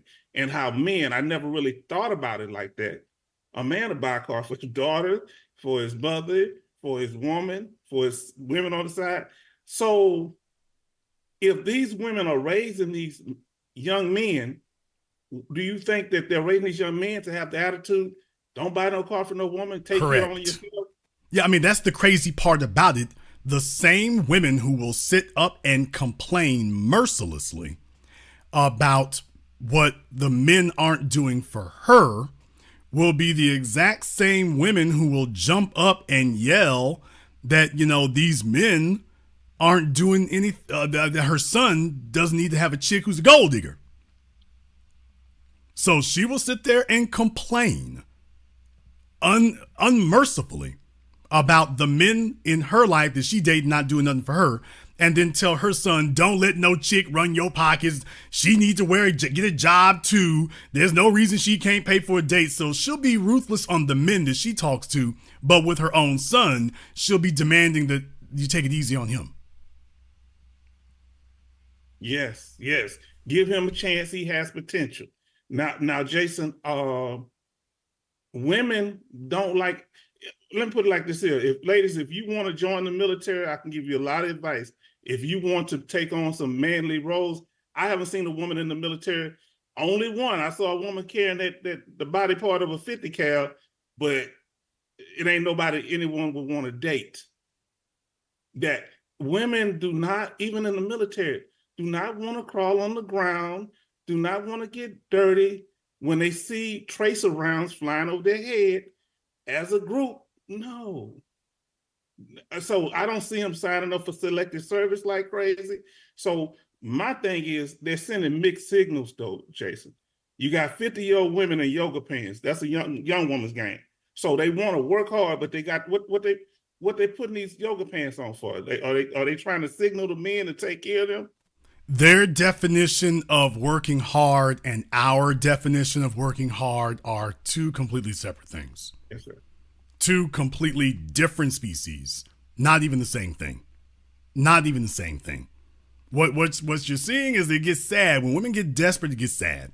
And it happens very, very quickly because the laws of gravity are not subject to an election year. You got to confront the laws of gravity and the laws of physics every day. And if you're not able to overcome them on your own, you need some help to do that. So that's the situation that you find yourself in. And it becomes very uncomfortable and very unpleasant very quickly. Very quickly. Yes. Now, Jason, dealing with, you saying they stuck with Pookie. That's why they letting Pookie impregnate him. You think today if those lines, if the red line gets above that blue line, do you think it's going to get to the day they're going to be trying to buy your genetic material by the highest bidder when the women making that money, they're going to be offering you propositions because black men, for some reason, we're not big on going to sperm banks. Yeah, like I said, I mean, we're not big for going to hospitals, places where they do medical procedures. We don't like that kind of thing. So, yeah, you're not going to be able to depend on that. But here's the other issue. The best quality males, you can't get that there either. The best quality men are not handing out their genetic material like that. We see it as too valuable. Fellas who their genes don't mean very much to them, low value men go the sperm bank. Quality men don't go the sperm bank. He'll be damned if he's going to have quality genetic material just floating around at random because he's concerned about, well, okay, who's going to get this? So a fellow who's got low value, he doesn't give a damn who ends up with it.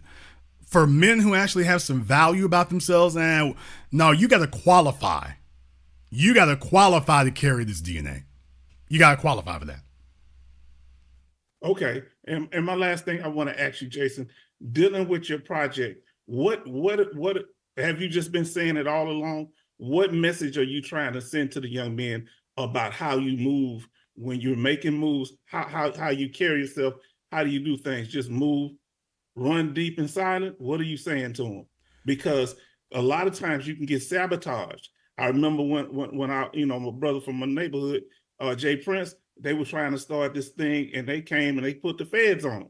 And this man has done a lot to help our community. And I'm saying, how do you do it to keep from being sabotaged? What can you teach the young men about when you're making moves like this here, how to keep it, quiet, watch who you deal with? How do you go about it, Jason?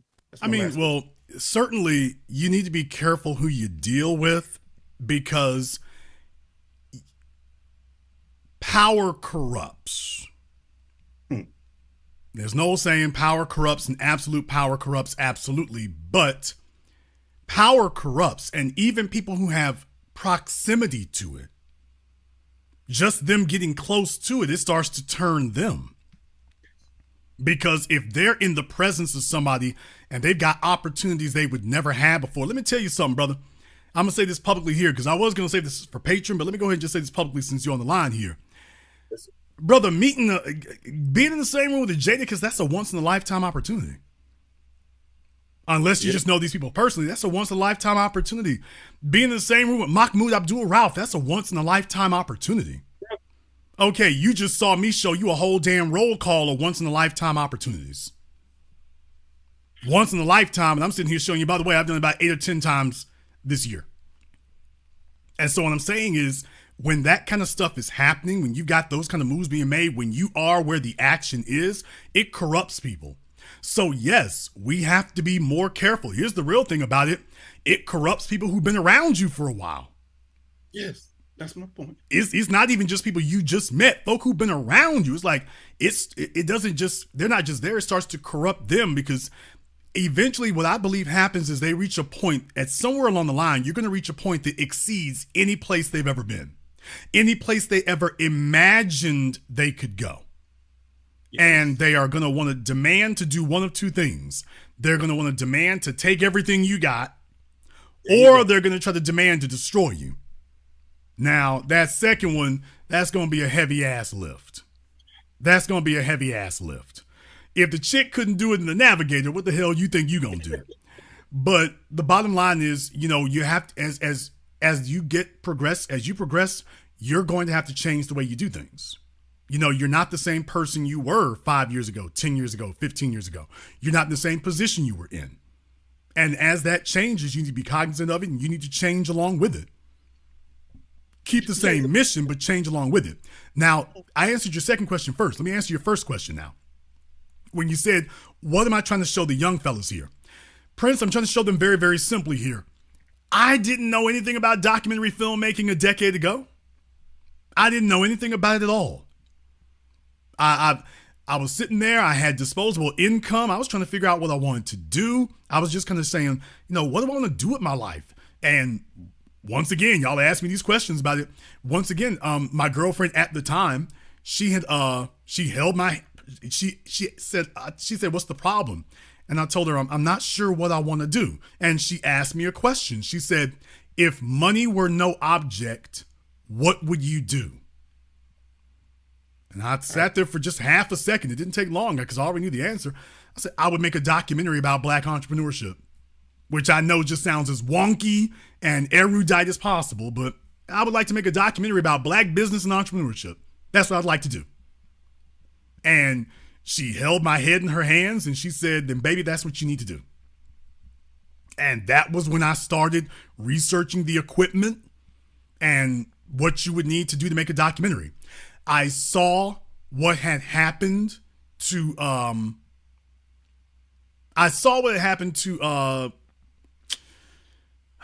Alexis Tyler.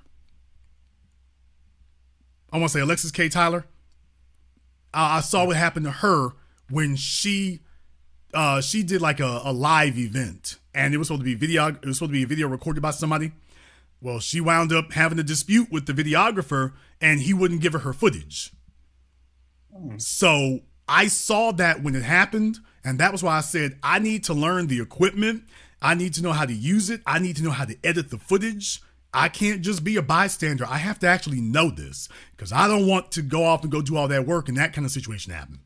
Yes. So I learned as much as I could. I spent about a year learning about the equipment, the techniques, who I wanted to talk to and everything else. And it was a lot of work. It didn't happen overnight. It did not happen overnight.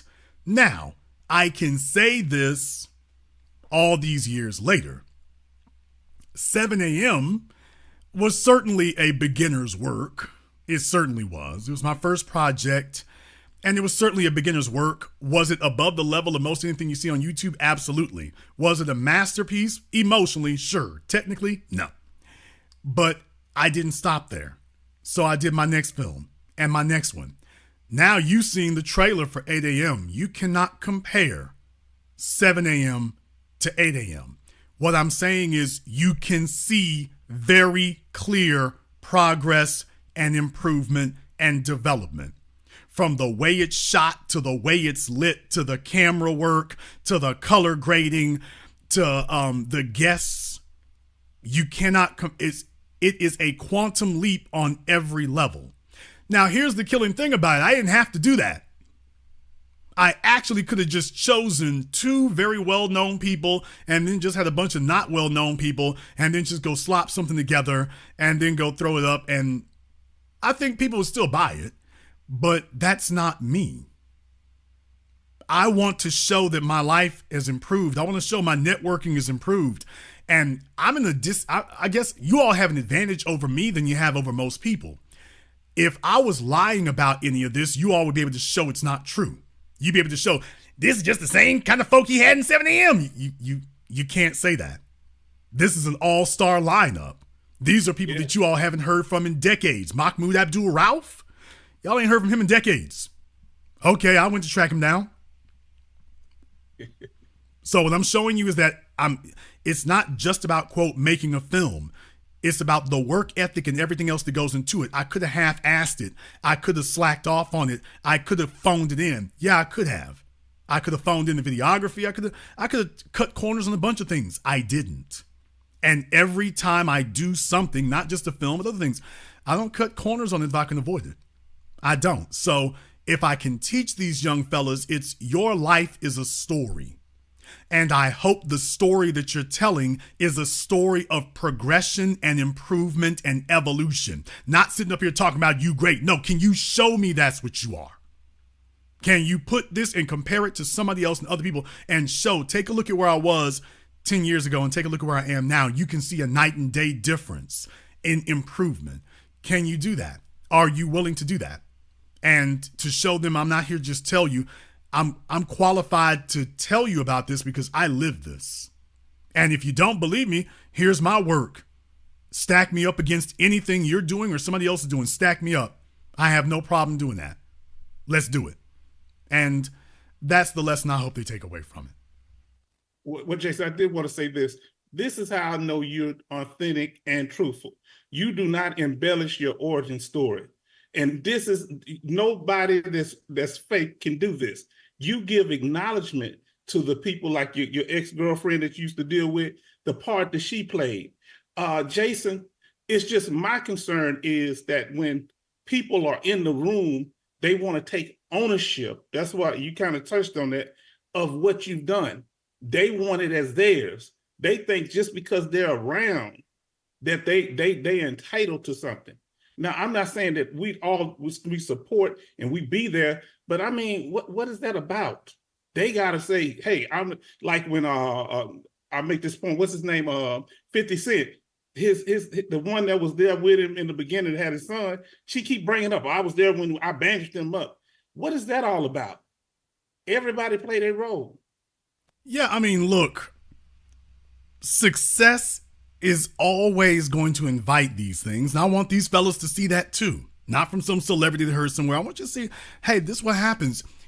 Look, brother, if you're making progress, there are gonna be bigger problems. It's gonna make problems. There's gonna be betrayal. It's all those things come with it. 50 Cent said that. It's just all those things come with it. People trying to steal things, people trying to take stuff that have no right to. Yeah, I mean, sometimes it's going to treat you like it's a take. Let me just go ahead and take something. And you have to learn that this is part of it also. Okay. Don't ever let the fact that in your head, the way it played out in your head was I do A, B, C, and then we get a trophy. No, you're going to do A, and then some dirty stuff going to happen. You're going to do B, some silly stuff going to happen. You're going to do C, here comes some obstacles. And there'll be things that, you didn't plan on happening. You had absolutely nothing to do with it. But you need to learn that this is a part of this is not an intrusion on it. This is a part of it. This is a part of it. This isn't something that this ain't supposed to happen. No, this is a part of it. It's like going to war. Oh, I didn't know they was going to shoot back. Oh, they got a good aim. I thought it was really, okay, they can shoot back, but they're not supposed to have a good aim. No. Their aim is going to be as good as yours. That's not an intrusion in what y'all are doing. That's a part of it. Yes. And if I can get you to understand that, then now you're going to be better prepared to deal with it. I don't believe that you can avoid issues. I think your job is to be prepared for them, not to tell yourself that you can avoid them. Of course, you try to avoid them, surely, but you would be better off being prepared for them. As far as people wanting to take credit for it and this, that, and the other, I've never had a problem doing that kind of thing. You know, I give credit where credit is due. But let's also be clear about one other thing. If Jason Black don't move, 7 a.m. don't happen. There you go. My girlfriends weren't going to make it. My cinematographer was not going to make it. My associates and friends and the crew weren't going to make it. 7 a.m. is a story that I wrote. It's a narrative I put together. Race War was a narrative I put together. So you could send these same people out there with the same gear. Even if I gave them the guest list, it's not going to hit. So let's be very, very clear about that. Somebody who was sitting there and handed you an SD card that's not making a film. So let's be very, very clear about that. If I don't move, this doesn't happen. I don't care how many girlfriends Tupac had. If he doesn't put pen to paper and get in the studio himself, all eyes on me don't happen. That's true. I don't give a damn how many rappers you've been around. They can feature all they want to. If he don't get in that studio with that microphone, this doesn't happen. Period. So him trumps anything else anybody else could be doing. But the other thing is, I've worked with other people on their film projects. Okay. You've never heard me say a word. You know why? Because I'm too busy. I'm not interested in taking credit on your project. I'm too busy building my own. I'm too busy fulfilling mine. So I don't have to sit up here and fight over that kind of thing with somebody else. I'm too busy doing mine. If you focus on your business, you find out that you don't go around trying to do little sleazy, smarmy stuff. If the folk you're dealing with don't see it as necessary to give you credit where credit is due, that's your sign to separate from them. Okay. Because what you're trying to do is you're trying to get them to respect you. Prince, you and I are old enough to know that you can't do that. You cannot force someone to respect you. You can't do that. Even if you've done everything you're supposed to do. At the end of the day, they either respect you or they don't. Now, what you're supposed to do is invoke consequences if they don't. Okay. Tell them you can feel however you want to, but respecting me is not optional. You got to do that. But what's going to happen if I don't? What's going to happen if you don't is you'll never have the chance to do it again. I got you. And that's the way you deal with disrespect. But I'm not going to sit up here and fight with anybody to give me credit where credit is due.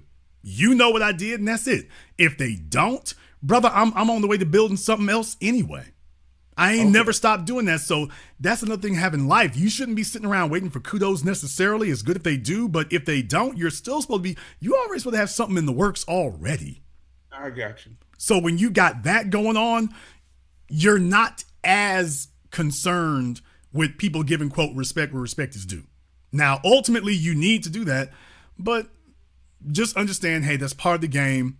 Are you working on what you're supposed to work on? Because if somebody else's respect or disrespect makes you or breaks you, then you didn't have very much going on to begin with. Gotcha. What I do makes or breaks me. Somebody else, what they do or don't do, well, it certainly can inconvenience me. My job is to make sure it don't break me. So you don't request producer credit? You know, No.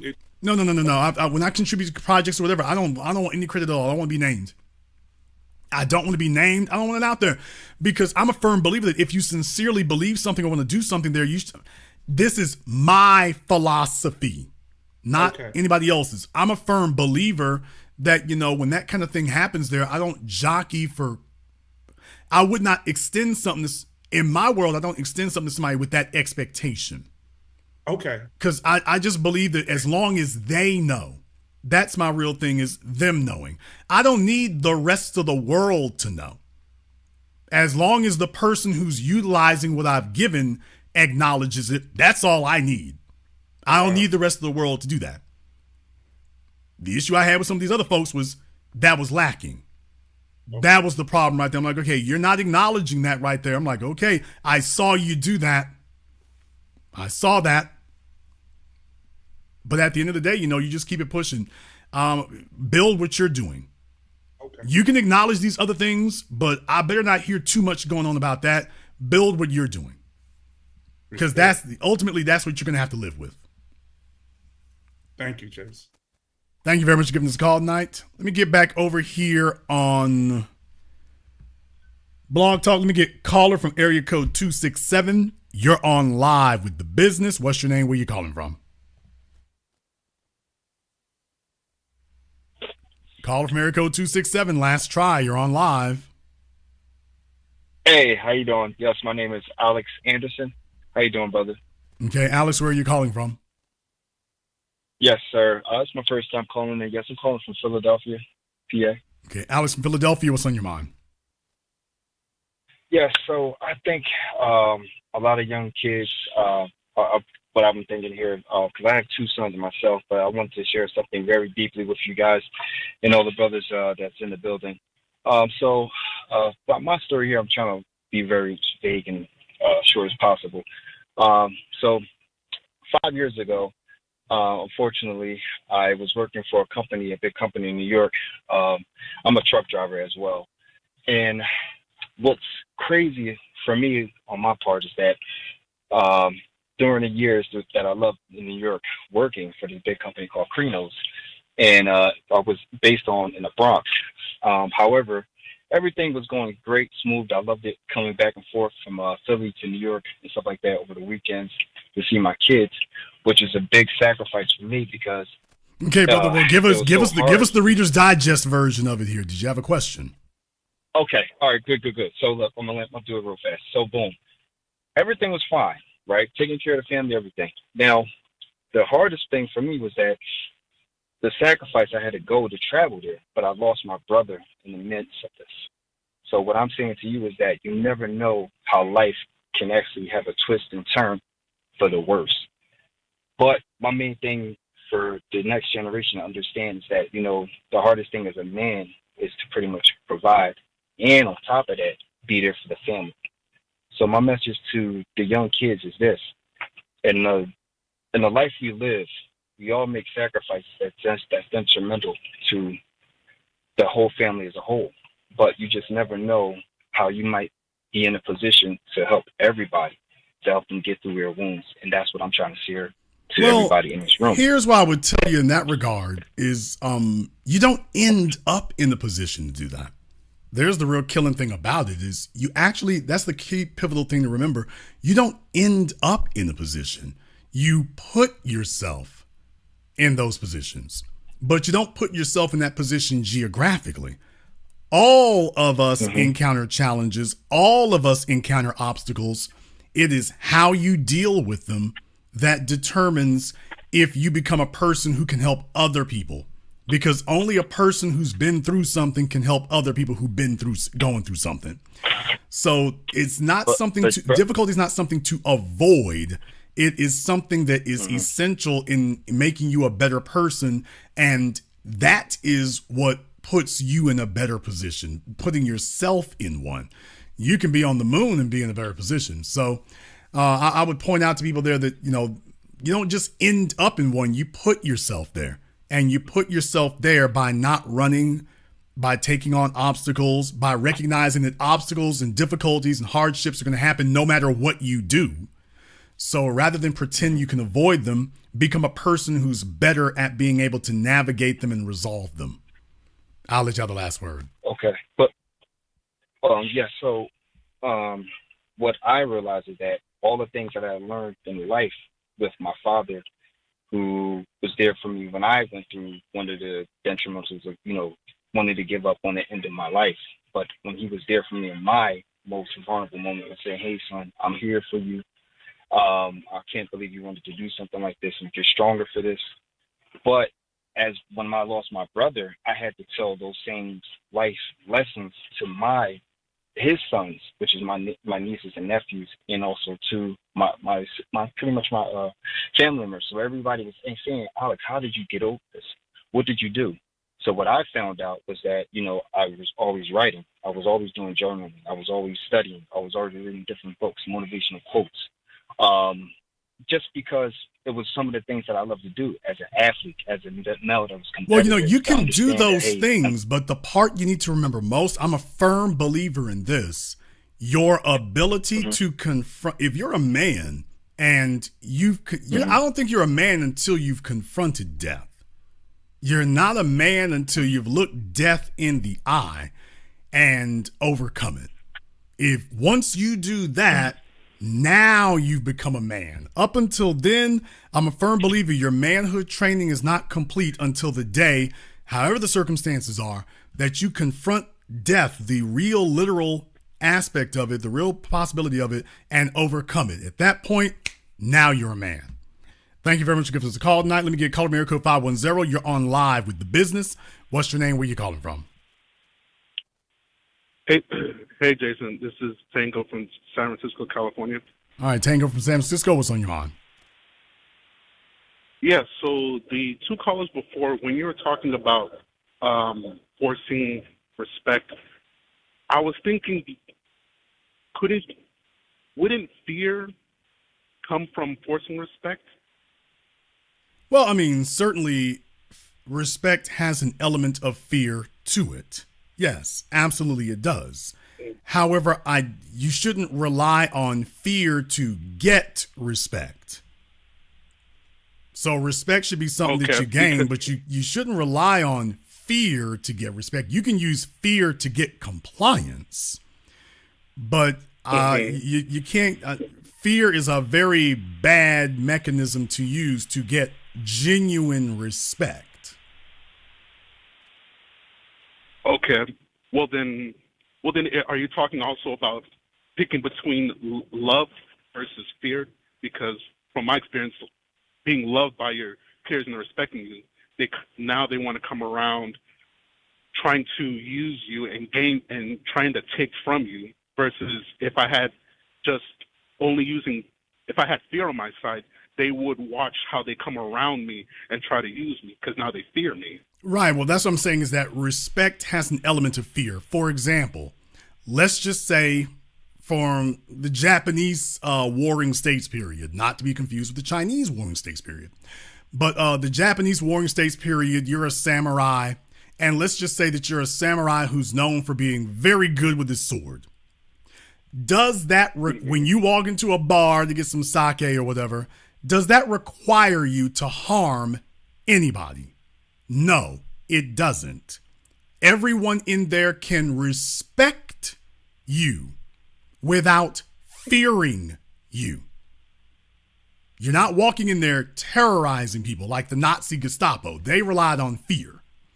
There's a difference between relying on fear and relying on respect, because people they're not afraid of you. They are afraid of crossing you. They're afraid of challenging you.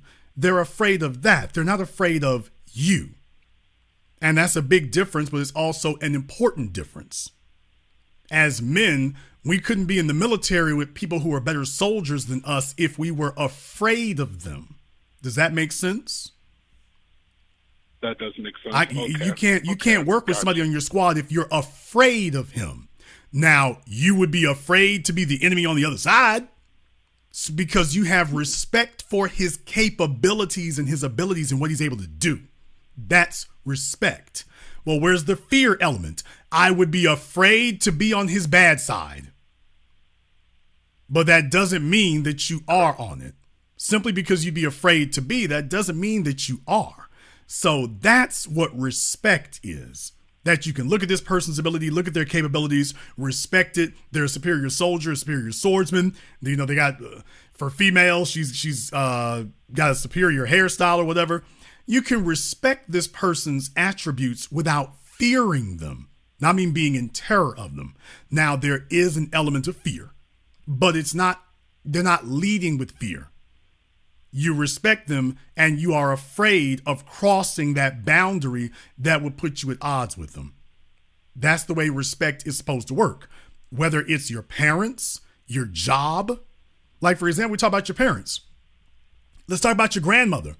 I don't know if your grandmother's still alive or not, but regardless, most of us who got some sense, We are afraid. Now you're looking at this little 4'7" woman here. She cannot physically do a damn thing to you at this point in your life. There's nothing she could physically do to harm you. And yet you are afraid of her. If she says the wrong thing, your day is ruined. It has nothing to do with you being terrified of her.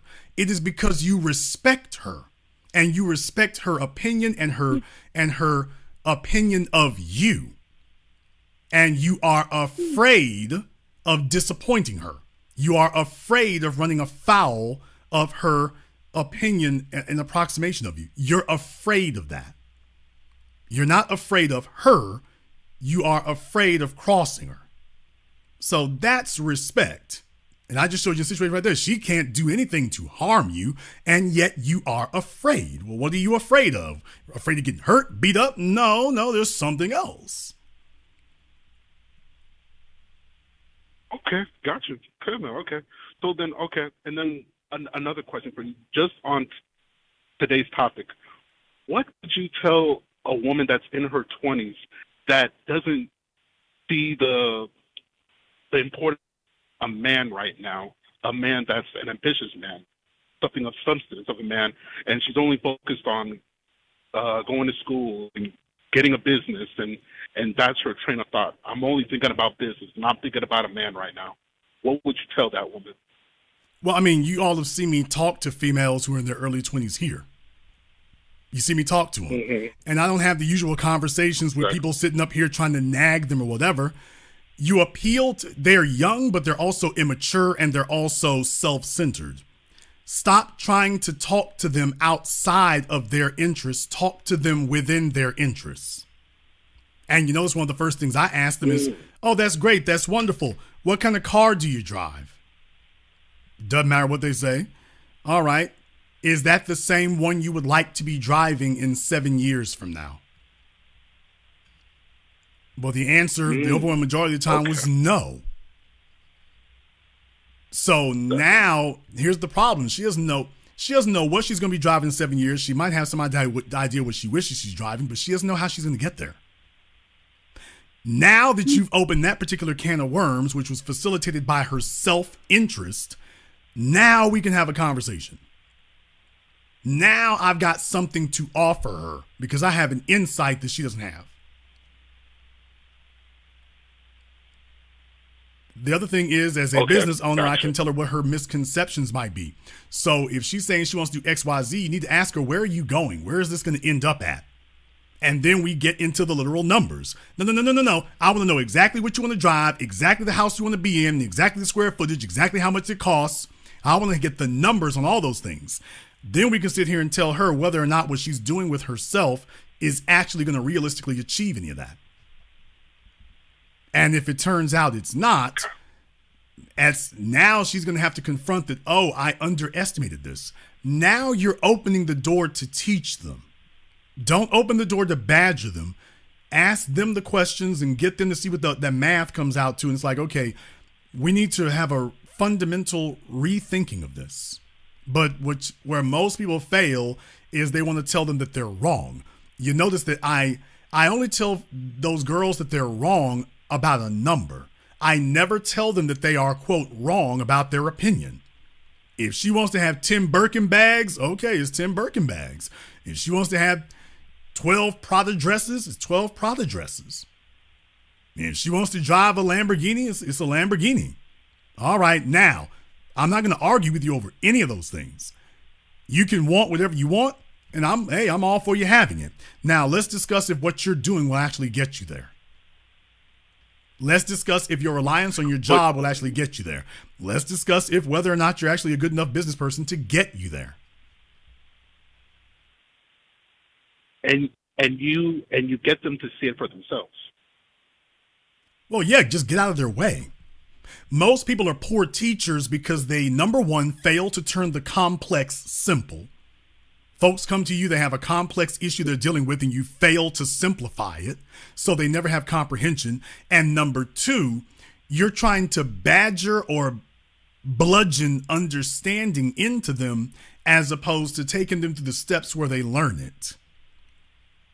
And what's been my experience that most people are incapable of walking another person through the steps of learning something. So that we have a question, and all questions seem insurmountable when you don't know the answer. But okay, let's have a question here. Let me reduce this question down from this complex concept to something simple. And now give me your answer. Now that you understand what the question is really asking. Now you can give me an answer. And that's how you really deal with those things and fix those things. Not by you coming in with your doctorate and trying to get them to understand at a doctoral level. That's where most people trying to teach, educate, or anything else fail. I have had, over the course of the last 20 years, I have had a never-ending number of fitness trainers that I've seen and talked to and whatever, and they've wanted to get my advice on things, and most of them are completely incompetent. Now, they're not incompetent as fitness teachers or fitness professionals, but they are incompetent as business people or advocates for themselves because they don't understand what it is they're really selling, because they don't understand their audience. And that's where they fall into trouble.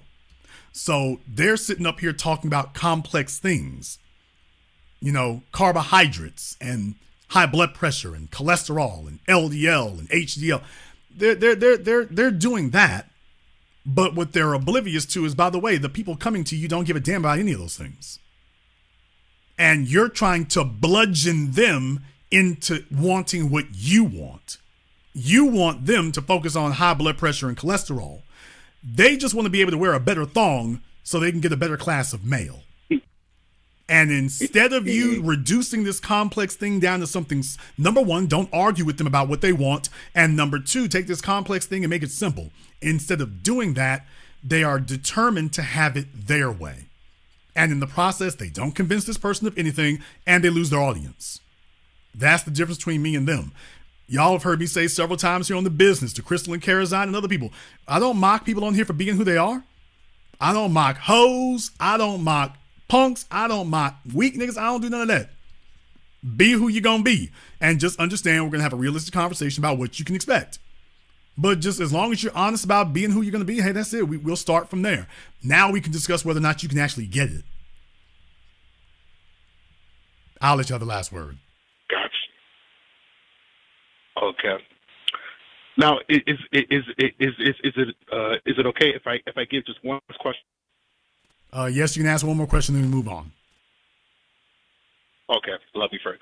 So my last question is, from everything that you're teaching, because myself, I'm a truck driver. I got into it because of you. Making six figures now, I don't have the same mindset as all my peers around me. So now I've lost people that I've had before because they don't think like me. And now I'm trying to find a group of businessmen. I'm trying to elevate now because now I'm trying to go to the next threshold.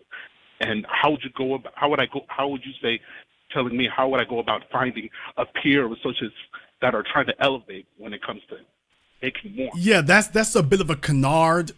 It depends on whether or not you're trying to increase in your field and there's somebody who knows more than you. So it's one thing if you're a truck driver and you want to be an owner-operator.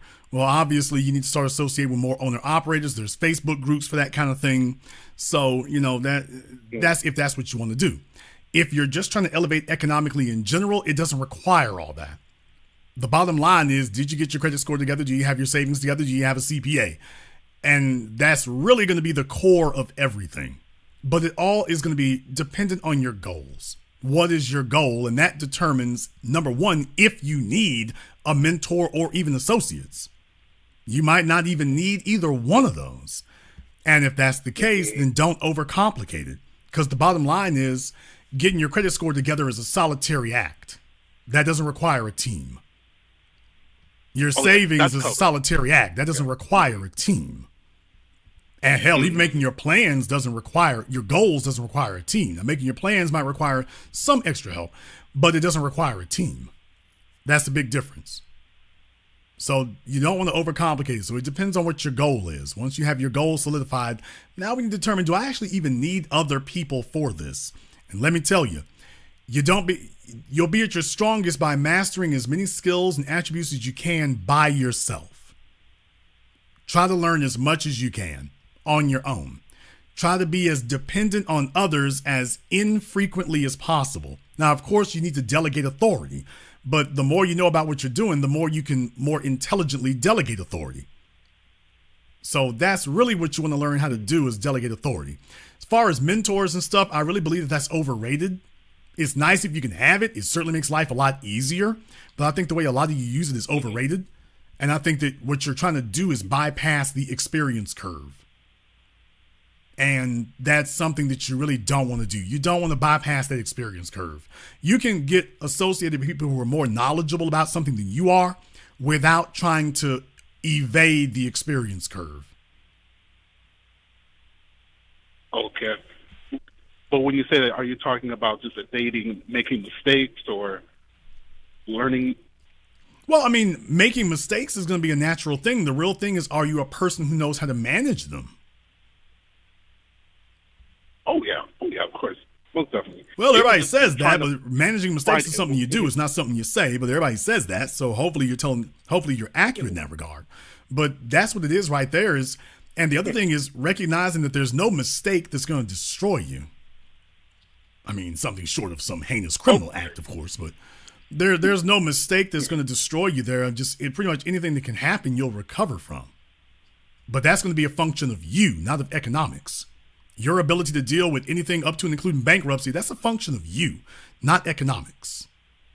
So if we can trust you that no matter what happens, literally, you will dust yourself off and get back to it no matter what. Well, that person's success is not a matter of if, it's just a matter of when. Thank you very much for giving us a call tonight.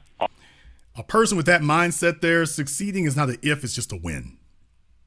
Most females fail to get a man who's about something because she can't recognize the attributes that lead to a man who produces. Ladies, let me go ahead and give you the cheat formula right now. If you have a man who is driven but is not easily impressed, that's a producer in the making. He's out here, he's doing things, he's driven, but he's also not easily impressed. So what does that tell you? He's got drive, but he isn't aiming low. He has drive, but he's not aiming low. Shout out to my man, New B1 Media is a lifesaver there. Before the program is over, I think I'll put the link to it here. I just wanted to show the trailer here to show what we were doing on that front because it dovetailed off of tonight's program. But I think I'll go ahead and put the link in the description to it, also to our crowdfunding for it. Let me get caller from area code 415. You're on live with The Business. What's your name? Where you calling from? Hey, it's Marcus from San Francisco. All right, Marcus from San Francisco. What's on your mind? Hey, I just wanted to say, you're right about most of the things that you said. The only thing I wanted to disagree with you about, respectfully, is about 20 years ago when I was in college, me and my friends, we used to date older women, and usually we went out for a specific type of woman, not just any woman, because of course we were always horny. We wanted to, to lay up and stuff. But we went after divorced women, and we went after those type of women because usually they would have money, and usually they divorced their husband, or they're getting child support or whatever. And usually we did it in the areas where they're affluent, because for that same reason, the husband had no problem paying, the ex-husband will have no problem paying it, and usually those type of women cannot get another, like you were saying before, cannot get another producer. So she would have a whole bunch of money, no man. But she wants somebody to show her attention, this, that. Okay, and the brother, other, blah, blah, blah. I don't get your point here. You're going on for a while. So what is it exactly you disagree with? Oh, I disagree with, you said that, you said earlier that women cannot, that they will have to work harder. And that's the part I disagree about, because they could always get a guy, who's making money, and then, like I said, get him married, get him young, get him stupid, marry him, shack him up, divorce him, take and get whatever they get. Okay. First of all, what you're saying is mathematically incorrect. First of all, how many of those women did you marry? None. I wasn't interested. I was interested in being taken care of. Okay, thank you. Okay, But sir, what I'm saying is your own experience disproves the point that you just made. So you're saying that those women can always do that, and they couldn't do it with you. The guy saying that they could always do that, and they couldn't do it with you. So very clearly, they cannot always do that.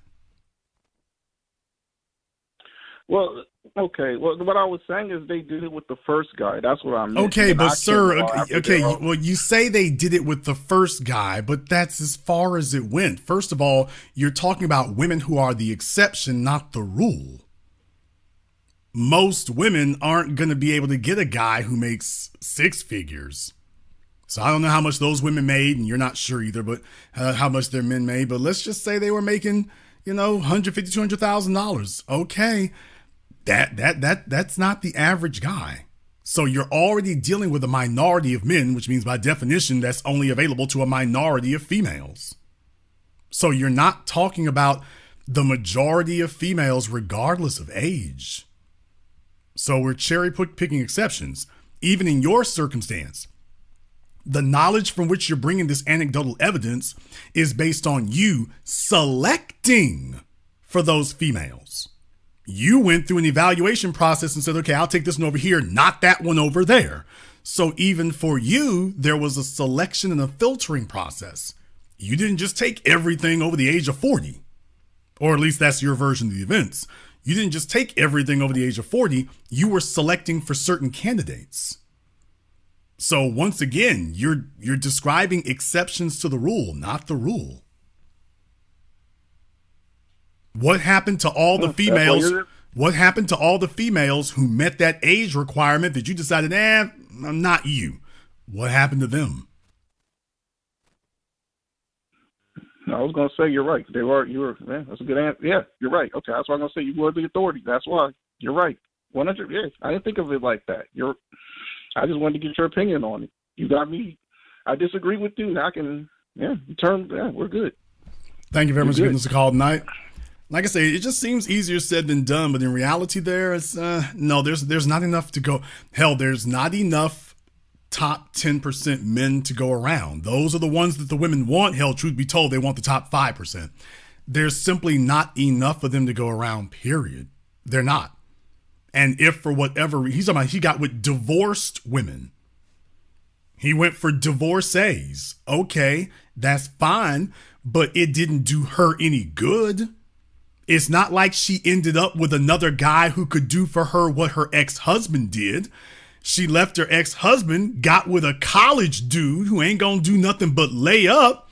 And 3-4 years later, she's just 3 or 4 years older. But it isn't like she traded in her husband for a better option. It's not like that happened. All she did was trade in her husband for a downgrade. Caller from area code 662, you're on live with The Business. What's your name? Where you calling from? Hey, this AD from Memphis. Okay, AB from Memphis. What's on your mind? I just got one question, TBA. What are your thoughts on day trading? Day trading is very risky. You'll hear a whole bunch of people claim that they make money at it. The majority of them are wrong. Professor Scott Galloway has talked about this. Several surveys have borne it out. So day trading does not work for the overwhelming majority of people. You just have a bunch of folks out there claiming they're selling day trading courses. But day trader in many ways is a fictional creature, in all honesty. So you'll have some people who might figure out something, but it because you can't time the market. There's a certain amount of money you're trying to make, which means there's a certain amount of money you have to put on the line. Day trading is gambling. That's all day trading is. That's gambling. And you can't time the market. I appreciate that. Thank you very much for giving us a call. Like I say, day trading is gambling. You can't time the market. You can't time it. Don't let anybody fool you into believing that they can. You can't time the market. All right, let me go ahead and get over here on Zoom. I got, he's not in his car this time. That's very helpful. He's got his Astrazorian bandana on, so as above, so below. My crown. Greetings to the. Was that Zoroastrian? But anyway, thank you very much for this call, brother. What's on your mind? Well, this is. I'm gonna try not to be long-winded, but I'm gonna try to curtail my monologue. But basically, you touched on yesterday as far as like the trades, and you said that law. You said law specifically is or a field of study that you would be a proponent of, correct? Sure. I mean, in the right discipline, yeah, absolutely. Okay. I say that because I've been a constant, perpetual, unfortunate, victim, but a moving victim and also an intelligent victim. And I'm saying that because basically I lost my mother in 2018, and that's when I came out of the feds. And that was a very tumultuous time for me. So I had to, gather my bearings and spearhead that particular lawsuit, and it was successful. Fast forward to 2019, I was another victim where I was thrown out of an establishment, had a concussion, a severe TBI injury. They called the police on me. So I'm saying all that to say that each case that I've had, I've been the lawyer. Although those two cases and the cases where I was just a victim just settled, because you asked me last time, it just settled, just had the mediation where we was going back and forth. And I really see how it's an economic warfare and how they initially offered 150. They initially offered 150 and then went from 150 to damn near a million. Brother, here, I'm glad to hear that the case has progressed to move along there. That's great. It's settled. It's a wrap. It's settled. I'm glad to hear that's moved. Well, when they cut your check, let me know about that, because it's not settled until they cut the check. Now, you're already doing victory laps. No, sir. No, when the money is out of their bank account and is in yours, then the case is settled. I don't care what the judge said. I don't care what the disposition is filed in the court of law until they cut that check and it's in your account. The issue is not settled. However, yes, sir. Okay. All of that to the side, I will say in your particular case here, do you realize that if you had started your law school training in 2019, you'd almost be done by now? Yes. And Jason, that's my only dilemma I have with you. I can actually, because I'm very fond of constitutional law. Constitutional law is becoming my specialty because I'm doing a case pro se. And I'm using the 14th Amendment, and I'm also using Title VI of the Civil Rights Act, which any institution that receives federal funding cannot discriminate. So it all pertains to unlawfully summoning the police on me. I was disbarred, meaning excluded from medical services. So, that's all great and everything. But once again, if you can't put it, because that's really a personal injury case. But if you're going to go into things like constitutional law, you really need to have a strong civil law background to be able to use that in an offensive manner. If you're going to actually be an activist attorney who's going to make things happen, you have to have a strong background in that area, because there's really only two types of law: criminal and civil. There's criminal and everything else. And that goes into family law and all that. It's really just two. And if you're going to be litigious, that's a different matter. Now, the reason why I said I will make an exception where law is concerned is because when you have people of the likes of, for example, a Johnny Cochran or a Morgan and Morgan, these were business people with a law license. So they didn't go into court pursuing quote unquote justice necessarily. They went into court pursuing a bag, and they've concentrated their practices towards doing that. And that's why the practices have been so successful, is because they concentrated on that. They focused themselves on that, not on, for example, a case that drags on for 3 or 4 years. They would never do that. Their whole thing is getting in there and settling them within 6 months. That's why I gave the example here the other week about Cassie. Her attorneys had no intention of slugging it out with P. Diddy for the next 5 years in court. They wouldn't have filed that lawsuit if they thought that's what he was going to do. They filed the lawsuit because they expected him to fold. As soon as the information and the details in the lawsuit got out, they expected him to fold, and that's exactly what happened. So guess what? They got, let's just say she got 10 million this time, just for the sake of argument, because we don't know what she got. Let's just say she got 10 million. The attorneys are going to get anything from a third to half of that. So they got $3 to $5 million for roughly 6 months of work. It's like $1 million a month. Think about that for a few moments. That's when you're running a business. That's a business being run with a law license. People who do that, whether it's civil, personal injury, or whatever, those folks, now that's where having a law license works. That's where having one works. I understand, because you're absolutely right. As far as there's a term in the legalese realm, it's called judicial bias against pro se litigants. That is, you're very, very accurate in that. But brother, I'm very confident in just my experience. Once again, you alluded to experience, like osmosis, my mother's case. I mean, like I said, the most recent case, every case I've had, brother, I pulled 911 transcripts, being able to show how they called the police and lied. So, brother, that's all. I've been the lawyer. I've been the secretary. Every case I've had, brother, I have been. That's all great and everything that you have real world experience, or should I say familiarity? Because in your case, you don't have experience, you have familiarity with them. And that's good, because what it does is it makes sure that your real lawyers, are got everything, lined up like it should be. And a person should have that. Most folk, don't know how to oversee their lawyers. They can hire a lawyer, but they don't know how to oversee them to make sure they're doing what they're supposed to be doing or not doing things they shouldn't be doing. So it's good that you have that kind of familiarity. In your case, I'm just going to say it to you straight. You're a waste of time until you actually go and pursue some credentials. There are states where, you don't necessarily have to go through the whole law school thing to get your credentials. So unless you're going to do that, all this other stuff you're doing is really just intellectual masturbation. I respectfully, I hear you. I hear you, brother. Sir, you can respectfully anything. You can't go to the Supreme Court. You can't go to the state Supreme Court. You can't argue anything. All you can keep doing is what you've been doing. Wait for some slip and fall incident to happen to you, and then you follow up on it. What you are unable to do is go launch an offensive of your own. You can't do that. A pro, and you know what, brother? Pro se person cannot do that.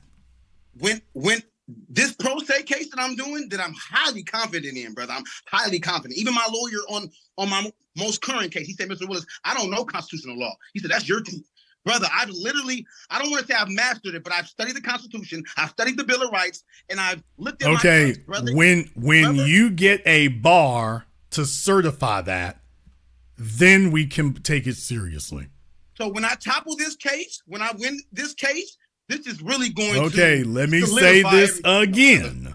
When you get a bar to certify you, then we can take it seriously. Until then, you are cheerleading for yourself, but you don't have anything to bring. That's very Eurocentric, brother. Knowing our history, knowing how we taught ourselves how to read. Third time, when you get this has nothing to do with opinion. You can't argue in front of a Supreme Court until you do.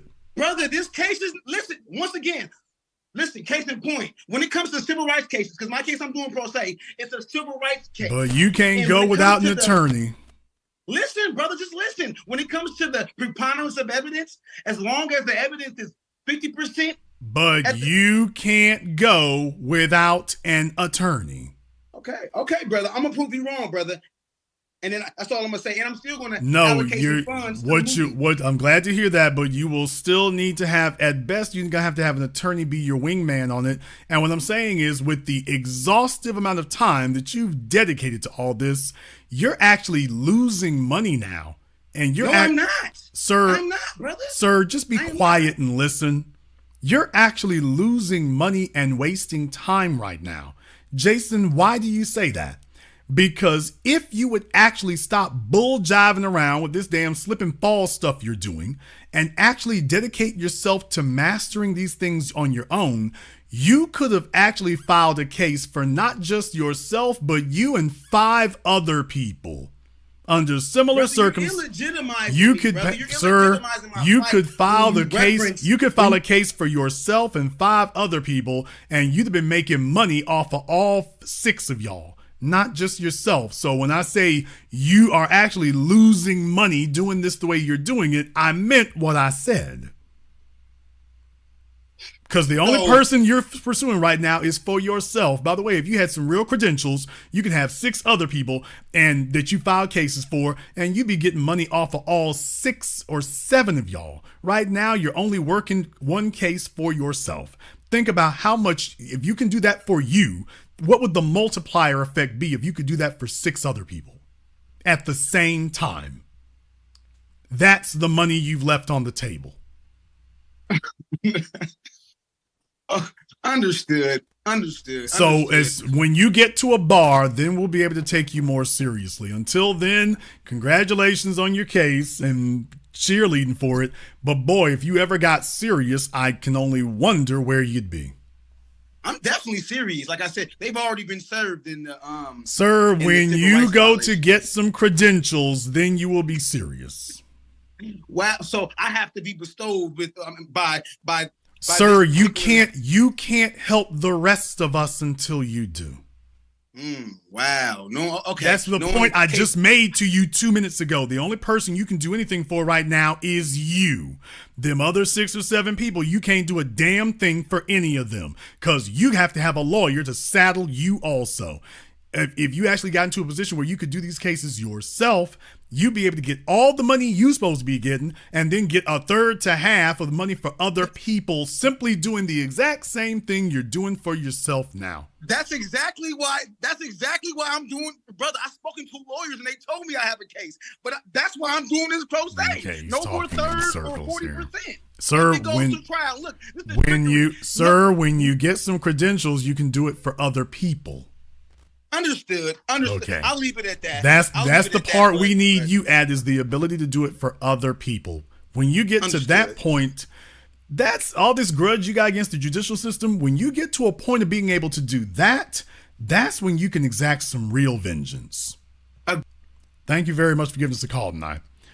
If you really want to settle a grudge with the judicial system, be a Negro who's got a law license and can file some cases yourself and is competent about it. That's how you put them in their place about that. Just ask the Church of Scientology. They didn't complain about the IRS. They have a bunch of their members, and they all filed a case in every state.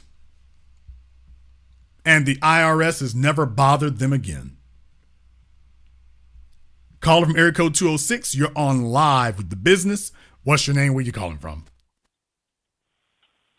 Hello, Brother Jason. This is Ali from Seattle. Ali from Seattle. What's on your mind? Hi, brother. So I'm a young, black man in Seattle, and I'm just noticing, how there's more, women in a lot of like the college classes than men. It's like a 60-40 split.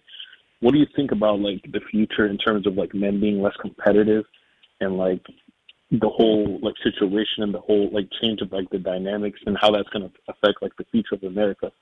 Okay, well, let's go ahead and deal with this college thing, because here's the issue, and take it from folks who are twice your age.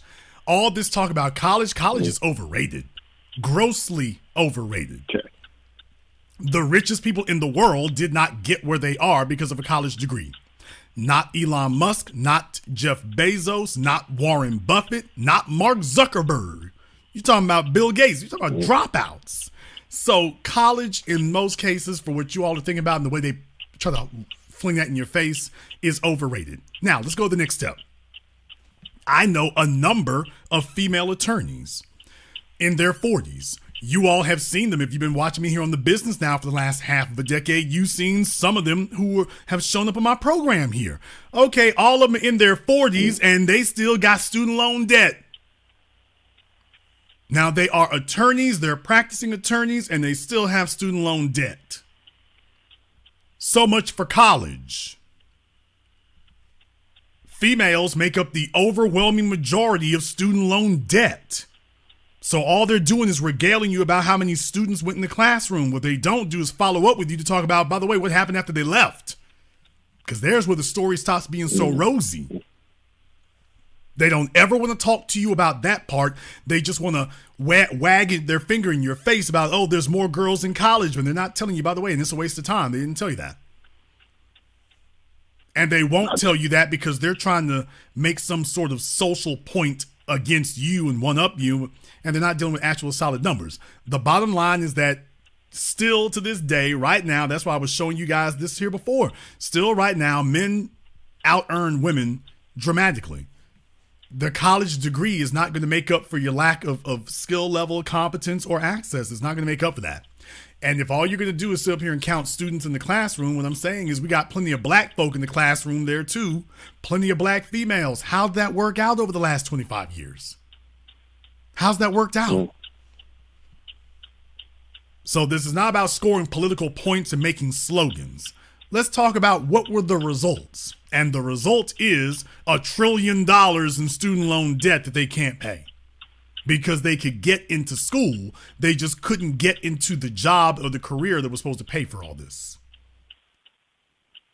My other question was, but Jason, like, do you think there's going to be like a culture correction in terms of like men and women being divided and all this gender war going on? Like, do you think there's going to be a correction to that? I guess I would first have to ask, what would a correction look like? Correction in terms of like men and women understanding that we need each other, and this whole division that, you know, the media is doing and like the culture is doing, it's not working, and all it's doing is really just making us both not well off, because two is better than one. Okay, and, well, here's the issue. What's going on now? Yeah. Here's the issue with what you said there. You said to get them to understand that men and women need each other. You're wrong. The first problem is you're wrong in what you just said. Think about all the things that a woman, quote, needed a husband for 100 years ago. She can outsource all that now, most of it. If something breaks in the house, she can call a plumber. If her car breaks, she can get a mechanic, assuming she can afford these things. So most of the male functions, a woman can actually go rent it. If she's willing to pay the expense, she can actually rent it. So when you say we need each other, we got to start getting down to what exactly is it you think that you need a woman for and that the woman needs a man for. There's where you get into trouble. Well, Jason, then are you saying that women don't need men? Absolutely wrong. I've been pointing out the whole time tonight that they do, because otherwise the only way they can keep this madness going is if they start outworking us. A woman needs a man to prevent her from burning herself out.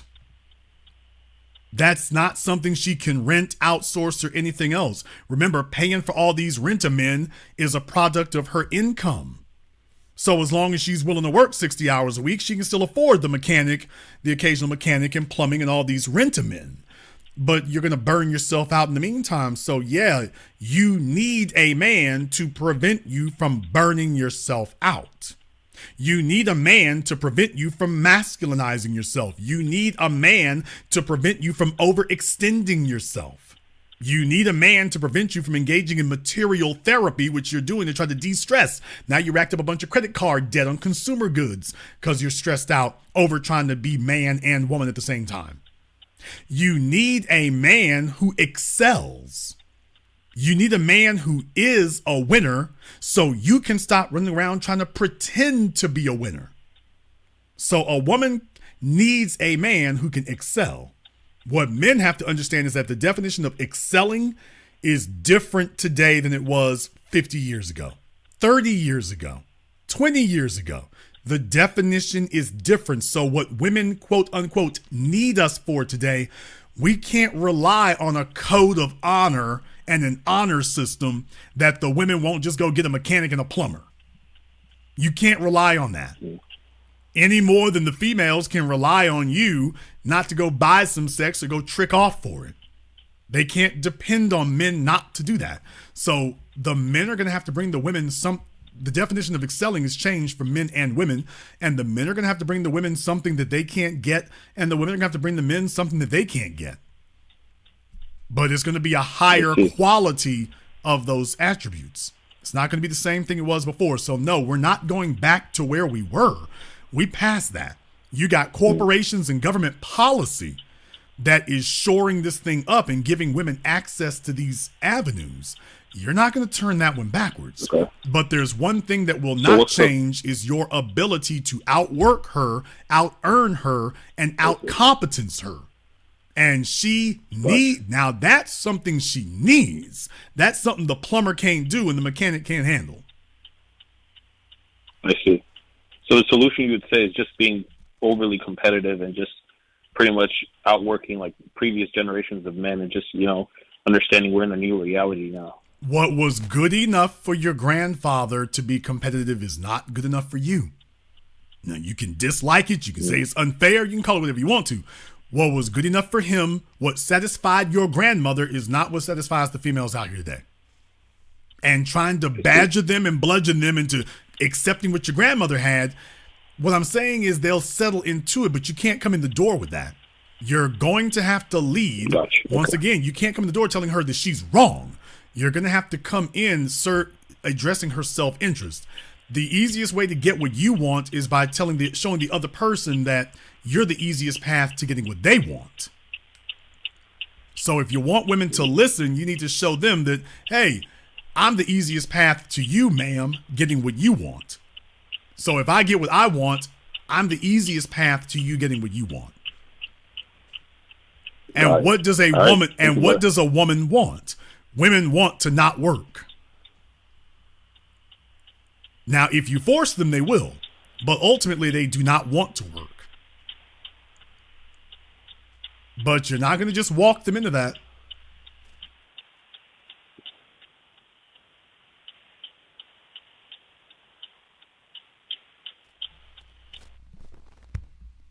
Thank you very much for giving us a call. Let me get caller from area code 404. You're on live with The Business. What's your name? Where you calling from? Hello, Jason. My name is Chaz. I'm 27 years old. I'm currently studying for my Security Plus exam right now while I'm listening to your show. But I recently just graduated with my master's in cybersecurity. I know you just said degrees are overrated. I'm actually kind of figuring that out myself right now, as the job market is crap and they're not really accepting they're not really accepting degrees. My question for you today is someone like myself who's trying to get into cybersecurity tech, what other certification should I really focus on, and what should I focus on in getting my foot in the door? Yeah, I mean, we've done a couple of IT courses here. I think one of them's here on YouTube, the other one's on my Patreon. So we did about 3-4 hours each on those. We went into withering detail on them. So definitely you can look it up here on my YouTube channel here on The Business. We did the IT workshop already. If you're a member of my Patreon, there's also another one that we did over there. So those two we've already done, covers every single conceivable possible question you could think of in exhaustive detail. So definitely it'll help you to settle down on what it is, because there's not a specific answer to your question. Just like everything else with IT is a network umbrella term. So it's really about narrowing down which avenue that you're most comfortable with starting in, though the most important thing is starting. But definitely I could answer the question right now, but we've covered this on the workshop. So just look it up here on the YouTube channel. It's got a search option on the channel for that. So go ahead and look that up and you should be able to, that'll be a good start there. And if you're a member of the Patreon, check that out as well. Thank you. How much does your Patreon cost? You can go over there and look on the website. It's got various levels for it there, but definitely go ahead and take a look at it. It's a cup of coffee. Thank you very much for giving us a call tonight. I mean, it's a cup of coffee. It's Starbucks, but it's a cup of coffee. Huge, expansive archive. I've got skilled trades workshops. I got truck driver workshops. I got IT workshops. So, hey, look, if you didn't get gamed up over here, you just weren't listening. Ladies, I want the best for you. I want the best for you, but I want you to understand there are folks out there right now who are bragging that they want it to be government policy. They want it to be government policy to make it, quote, easier for you to enter the workforce and to stay in it. They want to make it easier for you to have entry and longevity, to get in and then to stay in as long as you can. Oh, they got plans for you. So maybe you're telling yourself, "Not OJ, I ain't going to outwork them men." Oh, they got plans for you. They have plans for you that you will be outworking them. In the chat room, Chemistry said, my patron is why he's a HVAC technician today. I mean, all I can say is I'm the coach. I can write up the play. You got to run the ball. I'll write up the play. If you run the ball the way the coach gave it to you, championships. And I am the only person who can say that. We're going to go ahead and wrap things up here tonight. Well, I got one more caller here on the line. I guess I'll go ahead and grab that one. Let me get caller from area code 772. You're on live with The Business. What's your name? Where you calling from? Yeah. Thank you, Brother Black, for taking my phone call. Yeah, and I just have a quick question. I know you're wrapping up.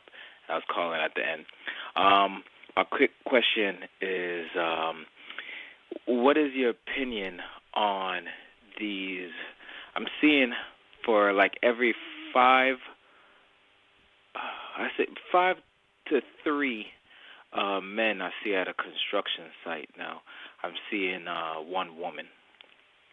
I just want to find out your opinion. I know that's probably not going to last long, and also I'm seeing that most of the women that are looking, like what you had described, the women would be looking like if they continue to work or try to outwork us. So I'm not sure what construction sites you're looking at, or you're just seeing some sizable number of females. Generally speaking, on a construction site, there will be one female, if you're lucky. Yes. And that's rare. Yes. So it'll be just one. Mm-hmm. Yeah. And she's not doing, the heavy work or heavy lifting. She's not operating the heavy equipment, so it's just, it's not anything that's really groundbreaking in that regard. That's not what women on the construction site do. A woman on the construction site is not going to pick up a 50-pound bag of cement and walk it up the ladder like we need it. She's not going to do that. So that is a injury case or a fatality at worst, just waiting to happen. So that's not going to happen.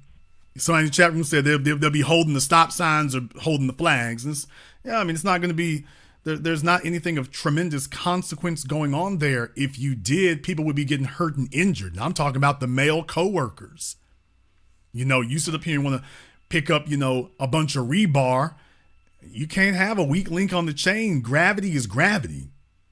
And if she's not strong enough to pick up a pack of rebar and help you carry it, one of you or both of you is going to get injured when she inevitably slips and misses her grip on it. So, and my thing is, it's one thing to pick up and start carrying rebar at 7 a.m.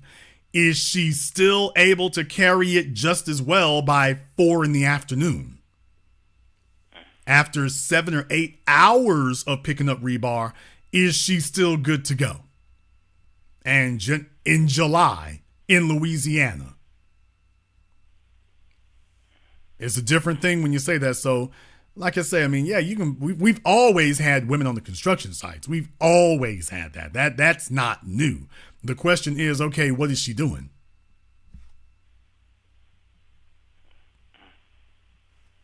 Anybody can go pick up spare wood around the work site or, things like that. What about the stuff we need? Somebody got to move this HVAC unit. We got to move the rebar. We got to move the concrete. We got to erect the scaffolding. If you're working on high-rise construction, we got to do the scaffolding. Who's going to do that? You've never seen a female helping to erect scaffolding. You haven't seen it. I'm not going to say it's impossible. I'm just going to say you've never seen that. Not personally, you haven't. You might find some special event on YouTube, some chick who does CrossFit or something. But as far as the average female helping to set up steel erection, that's not happening. That's not happening.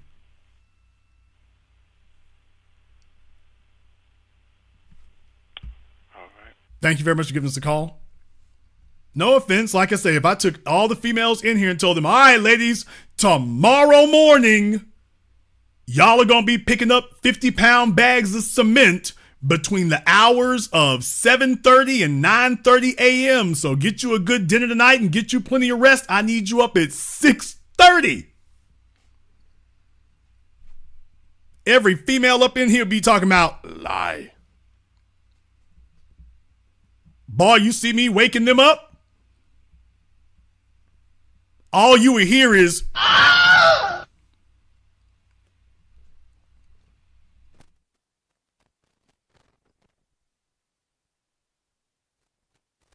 boys, all the fellas know it's just gonna be a bunch of chicks calling in sick. It's gonna be a bunch of females calling in sick.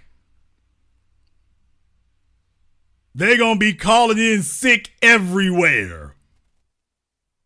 Oh, they're going to be claiming, oh, I can't come in. I got a stomach ache. I injured my elbow. My gout is acting up. My herpes is flaring up. They ain't coming.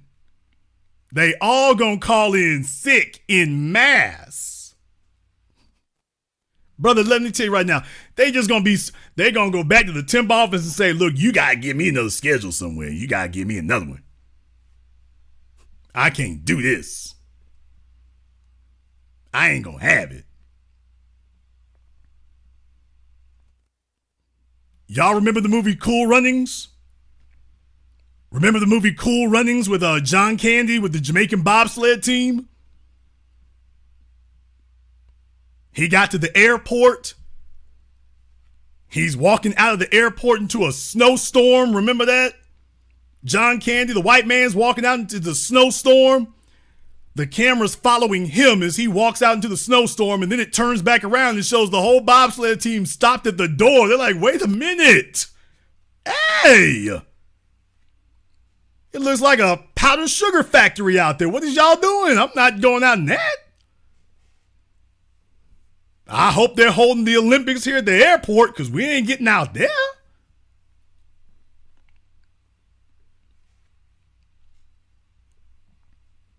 That's what all the females will be. You don't even see the chicks at Home Depot working on those aisles. What? The females at Home Depot ain't over there on the concrete aisle picking up the bags of concrete. You might find one who'll pick up like a 10 bag or a 25 pound. Them 50-pound bags ain't nothing but dudes over there. The women will be like, I ain't moving that. The big lumber, the men gotta move those. At Lowe's and Home Depot where they got the concrete blocks and things they got. Ain't no female. The females work the checkout register. It's the dudes who got to stock those shelves. The women ain't helping do none of that. That's why you see so many sexy chicks working at Home Depot now. All of them trying to be Home Depot bae. They couldn't do that if they were actually doing work. I mean, their hair is done and they smell all nice and got tight jeans on. What kind of physical labor you doing? So the men are coming in there dusty and covered in sawdust and concrete, and the females look like they just came off of a cover of McCall's magazine. No, the women ain't trying to have it. If they held a meeting at Home Depot, if they held a meeting and they told them tomorrow morning, everybody's going to have to pick up the same amount of concrete, half the workers would be, all the women would have quit. That's just it.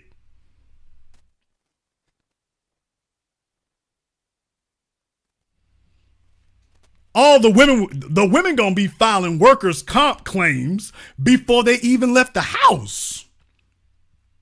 Their manager's going to be like, how the hell you going to call Morgan & Morgan and you didn't even come to work today? She's like, I'm just getting ready. I'm just getting prepared. I'm just preparing is all I'm doing. Y'all know how women do manual labor. If she can't pick it up with 3 fingers on one hand, she damn sure ain't gonna make a fist and try to pick it up. That ain't happening. That is not happening. Not gonna be. She looking at you crazy.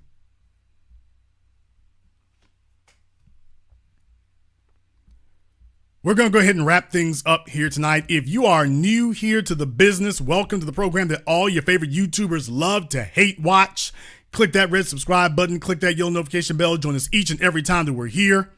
If you haven't been to our Patreon, the link is in the description. I'm also going to put a link to our Indiegogo for my new documentary film project that we're working on here. As I said, I don't just talk to you people about that. I do this. There is nothing I say to you that I myself don't do. When I keep insisting on you elevate yourself year after year, hey, these are my invoices. I didn't bring receipts, I brought invoices. I'm doing it. There's no reason you can't. I want to thank everyone, and I do mean everybody who has contributed toward tonight's program on PayPal, Venmo, Super Chat. Thank you very much for your support here. I want to thank all of you for tuning in live or recorded. Thank you for liking, subscribing, and sharing. And this concludes tonight's broadcast of The Business. I am your host, your brother, your humble servant, Mr. Jason Black. And until next time, my brothers and my sisters from around the world, remember, handle your business or your business will outwork you.